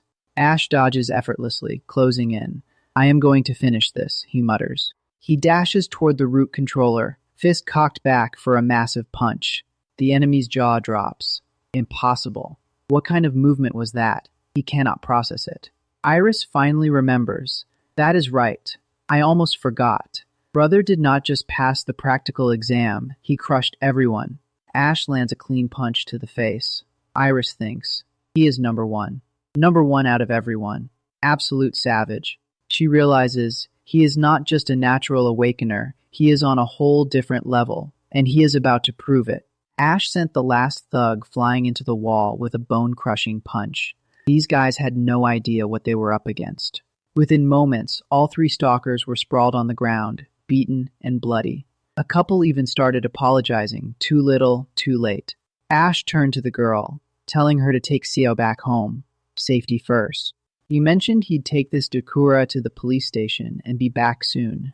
Classic Big Brother energy. Iris nodded, clutching a small creature tightly. I understand, she said. Trust in her brother's plan. Later, in an abandoned house, Ash had the stalkers tied up and completely disoriented. Not so tough now, huh? The white-haired guy panicked, demanding to know why they were brought here. Fear was setting in. Ash calmly deduced they were from the Blackhorn Society. You guys never work for free, he said. So who paid you? The thug tried to bluff, saying if he talked, Ash would ruin the underground business. But Ash was not buying it. With a smirk, Ash activated his system. Loading. Switching profession. Looks like it was time to get serious. The system confirmed the swap with a simple finished. Ash was ready. New skills popped up. Soul Rest Enigma for mind control. Ripple Hell for massive damage. And Spirit Gathering Barrier for defense. Game over for these guys. Hypnotic sound waves from Si Chen forced the white-haired thug into a trance, his eyes glazing over. Under the spell, the guy's own tree vines rose up violently, and his friends screamed in confusion. What is happening to you? Then the flower mage in the group, Si Chen's Soul Rest Enigma skill, made him impale himself on his own plants. A cold order came, then the hand, and sure enough, the roots pierced through the guy's hands, pinning him to the ground. The verdict was delivered. This is exactly what you deserve for putting your hands anywhere near Si Yun. Pure vengeance mode activated. Another tied-up crony shouted in horror. What in the hell did you just do to him? Si Chen turned to him with glowing eyes. Now then, it is your turn. That was all it took. The guy started screaming bloody murder, begging for mercy. He broke instantly, yelling, Okay, do not. I will talk. I will tell you everything. It is the son of the first hospital director. He blurted out the name. His name is Jin. So the big boss is Sterling Jin. The scene cut to June 24th, 5 p.m. at the rooftop pool of Purple Peak Tower. Jin's buddy was already teasing him. Hey, Sterling, is it true the same girl rejected you twice? You cannot even charm one junior schoolgirl. They laughed. What happened to our legendary campus heartthrob, huh? Ouch, that has gotta sting. But Jin was fuming. That little bee, Teach, made me look like a complete idiot in front of everyone. Twice. Tonight she is going to regret every single second of it. Classic, rich, brat tantrum. When a girl asked where he was sneaking off to, he snapped, taking a leak, leave me alone. He stomped into the bathroom, anger radiating off him, but the lights flickered, and he cursed, FK. Even the goddamn lights are against me tonight. When he turned around, he found none other than Si Chen standing right behind him. Talk about a surprise party crasher. Si Chen stared him down with an icy gaze. Are you Jin? Meanwhile, in the security room of the tower, guards were chatting. The top floor of Purple Peak Tower, those spoiled rich boys have bought the whole thing out again. No wonder every last camera up here has been switched off. One guard continued. They are probably up there having the absolute time of their lives right now. All that money and power, and this is what they spend it on. The other leaned in. Hey, get closer. Word is most of the girls in there did not exactly come willingly. They were lured in, trapped, the whole thing. Wait, are you serious? There was a girl not long ago, a student. They did unspeakable things to her in there, and she took her own life after. And then the whole thing just vanished. Their parents buried it under a mountain of money. The list of their crimes would fill a novel. Do not let the expensive clothes and pretty faces fool you for a single second. Behind closed doors, they are nothing but animals. Back in the restroom, Jin was shaking. You? Who the hell are you? He tried to act tough. This floor is completely off limits to the public. How did you even get up here? He grabbed his phone. I am calling the police right now and having you thrown out. Ballsy move, but does he really want to do that? But before he could dial, his phone rang. The caller ID read Blackie. Little did he know, Si Chen had already taken care of Blackie. Absolute boss move. Si Chen stared at Jin with cold fury. You are the one who sent people after Si Chen. It was you. Jin's face went pale as he spotted Blackie's phone in Si Chen's hand. Why do you have Blackie's phone on you? What did you do? Classic panic mode. Si Chen crushed the phone in his grip. Where is he? What did you do to him? That is some next-level intimidation. Jin stumbled back, screaming. Stay back. Who in the world are you? The mighty rich boy was crumbling fast. A single punch sent Jin flying across the room with a satisfying crash. Talk about a reality check. He lay on the floor, gasping for help, but nobody came. His own party guests were out cold, hypnotized. Karma's a real beast. The entire pool area was silent. Si Chen had already put everyone under his spell. No backup for this brat. Jin tried to crawl away, utterly pathetic. What is wrong with you? Who are you? He was completely out of his depths. What did I ever do to you? He whined. But Si Chen's eyes burned with righteous fury. Jin screamed, Stay back. My father is the director of the first hospital. You'll regret this. Pulling the daddy card, real original.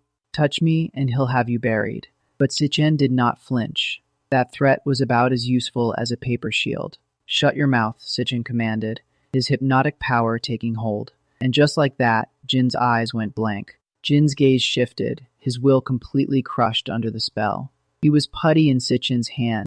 Now pick it up, Si Chen ordered, pointing to a shattered piece of glass on the floor. Jin mechanically grabbed a shard, while Si Chen thought, pure evil does not only lurk inside dungeons.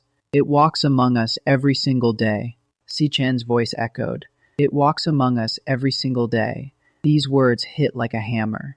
These people use their money to commit whatever crimes they want. He was laying out the ugly truth, and then they use their power to make sure none of it ever sticks. That is the real villainy. They move through doing whatever they want to, whoever they want, with methods more rotten than anything a demon could dream up. Absolute truth bomb. Every single threat that gets anywhere near Si Chen, I will hunt down. I will wipe out. And I told my people to make sure Jin never ever forgets this day, by any means necessary. Chills. Do it.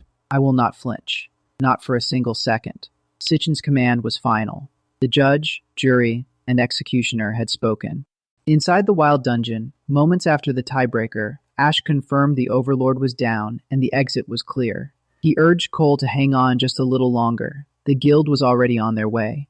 Cole, coughing, insisted that once they got out, he'd tell everyone the truth, that Ash was the real hero. A sudden buzz cut through the air, and Ash's instincts screamed, danger. His eyes widened. Wait, something's wrong. Iris is in danger. Without a second thought, Ash activated his skill, Stellar Warp, a teleport that consumed mental control to instantly reach his contracted beast. He vanished in a flash. With a bright zap, Ash disappeared right in front of Cole, leaving nothing but a fading light. Cole stood frozen, shock written all over his face. He stammered, more than 2 classes, at the same time. A smirk crept across his face. Just how many secrets are you still hiding, Ash? The rescue team finally arrived, footsteps echoing off the stone. Gong Cheng shouted, Found them! Just ahead. He barked orders. Move, get in there and save them. Medics rushed forward. A medic hurried to Cole, guiding him. This way, over here. Medics worked frantically. I am stopping the bleeding. Someone get me bandages. Gong Cheng knelt beside him. Cole, talk to me. How bad is it? That dungeon overlord was running B-rank power. You two surviving, this is an actual miracle. Medics reported the examiner was unharmed, purified and stable. Sato groaned, still haunted by the nightmares. Suddenly, someone noticed Ash missing. Where'd that kid go? No other casualties found. Did he bolt? Fan out and keep looking. Gong Cheng fumed. This is entirely the inspection agency's fault. You got hurt because of their incompetence? The second I am out of here, every last one of them is fired. But then Gong Lin stepped in, a sly smile playing on his lips. No. Actually, this is perfect. He spun the narrative. An unexpected incident during the examination. The examiners themselves were defeated by monsters. Gong Lin proudly spins the tale of how his son, the supposed hero, stepped up and saved everyone when all hope was lost. He lets out a hearty laugh and asks if this situation could be any more perfect. Talk about a convenient narrative. Cole started to object. Actually, every creature here, including the Overlord, Ash was the one who... Gonglin sharply slapped Cole's shoulder, cutting him off, and Cole yelped in pain. Gonglin leaned in. It is you. You took care of it. He gestured to the crowd. Every single person here watched it happen with their own eyes. He repeated. You took care of it, he commanded. Now clean yourself up. Tomorrow's graduation ceremony is where you finally step into the spotlight. Jutong could not hold back her envy, gushing that studying in Sandhaven was a once-in-a-lifetime opportunity that most people never even come close to. But Iris was fretting about the distance and sky-high cost of living. Could they really pull it off? Ash casually brushed off her worries, promising that after graduation he'd be working in Sandhaven too, leaving Iris completely stunned. Both girls erupted in disbelief. Ash got recruited by a top-tier elite guild in Sandhaven? How in the world did he pull that off? Iris squealed with joy. They'd be going to Sandhaven together. Even Jutong, though jealous, vowed to get into a school there too. Ash turned to his sister, his gaze filled with unspoken resolve. This time, she would not have to give up her dreams for anyone. As he showered, Ash mentally checked off the list. Threats against Iris handled. Graduation exam wrapped up. First place secured. Per his deal with Cole, he'd collect $1 million tomorrow, just enough to clear Theo's debt. But his mind drifted to wrath. If the Demon Lord was really sealed after crossing into the human world, his 3-year estimate was looking riskier by the day. He needed to get to Sandhaven fast and find Wrath. That had to be the priority now. But before any of that, he needed someone he could truly trust at his back. And tomorrow's graduation ceremony was the perfect opportunity to find that person. Meanwhile, Kawen and Lingyu were deep in conversation. Lingyu reported that the Glutton had been spotted recently in Everfield County. Kawen leaned in, wanting every detail. Lingyu explained she had rushed to the scene as soon as she got the tip, but security footage was already wiped. Only scuff marks and bloodstains remained. Same MO as always. Kill first, then consume. His targets were always awakeners with rare abilities, and the rank of his victims kept climbing, which meant the Glutton was getting stronger, fast. Once he starts moving, he does not stop. Lingyu's gut told her he'd strike again soon, and showing up now, of all times, was no coincidence. Kawen simply replied, very interesting. But Lingyu had one more piece of news, and it was even better. Kawen raised an eyebrow. This time, the Glutton struck in a narrow alley inside a low-income housing estate. That alley, Rainier, was less than 100 meters from Ash's home. Lingyu pointed out they had 0 visual records of the Glutton, but Ash's recent performance, his abilities growing at an illogical rate, his fighting style, they'd both seen it with their own eyes. She laid out 2 possibilities. Theory 1. The Glutton had set his sights on Ash, or, Kawen finished the thought, or the Glutton is Ash. On the balcony, the secretary pushed Yuanlong. Are you really not coming to the graduation ceremony? These are students you raised with your own hands. Mr. President, she called again, but Yuanlong just stood there, lost in thought, as he stared at his birdcage. He finally spoke, his voice soft. All I ever did was give them a safe place to land when they were too weak to fly. Now they've grown up. With that, he opened the cage and let the small birds fly out into the open sky. It is time for them to go find their own path, he said, releasing them one by one. But one bird hesitated, refusing to leave. There is still one that has not flown off yet, he noticed. He looked at the hesitant bird and asked gently, do not know where you want to go. The scene cut to the grand graduation ceremony hall on June 26, 2157, where the crowd erupted in cheers. Talk about a hype start. First time I have ever seen the school pull out a hall this massive, Ma Long exclaimed. Xiang Zuo grinned. With all the guild heavyweights rolling in today, they had to go big. Xiang Yu wondered about the extra trial results for Ash and Cole, noting not a single leak got out. Xiang Zuo assured they'd find out soon. Ma Long, ever confident, declared, obviously my boy Ash crushed it. But Gong Cheng, sitting nearby, sneered, Hey, Four Eyes, would you quit going on about your precious Ash? He does not have a chance against my brother. The champion's going to be... He finished his taunt. The champion's going to be my brother, pumping up his own siblings' chances with 0 shame. Both sides started throwing hand gestures, mocking each other's teams with no intention of backing down. Classic rivalry energy. Gong Lin, the Imperial Guild co-founder, stepped up and announced, "For this graduation ceremony, every major guild in the country has sent a representative." Behind the stage curtain, Gong Lin's eyes gleamed with ambition. "The entire Imperial Guild board will be in attendance. The big shots are here. They are actually here." Under the flashing lights, the heavyweights entered. Guam Yun, Imperial Guild co-founder, and Titan Ming, Imperial Guild founder. An attendant directed them to the VIP seats at the front. Gong Lin watched them, calculating the Imperial Guild's next board election is right around the corner. "Right now, my vote count is dead, even with Titans," he mused, already planning his next move. "Today's ceremony is the perfect chance to pull those fence-sitters on the board over to my side." He saw this as a golden opportunity to tip the scales. He clenched his fist, determined. That chairman's seat. It is going to be mine. Turning to his son Cole, Gong Lin instructed, "After the ceremony begins, Vice Chairman Carl will present you with the champion's trophy himself." Gong Lin declared that this day would be remembered as the start of his son's climb to the top and the most glorious moment in their family's history. He ordered Cole to get up there and give a good speech, warning him not to screw it up and to show everyone what he is worth. Cole stood silently, his expression conflicted as he wrestled with the weight of a victory that was not truly his.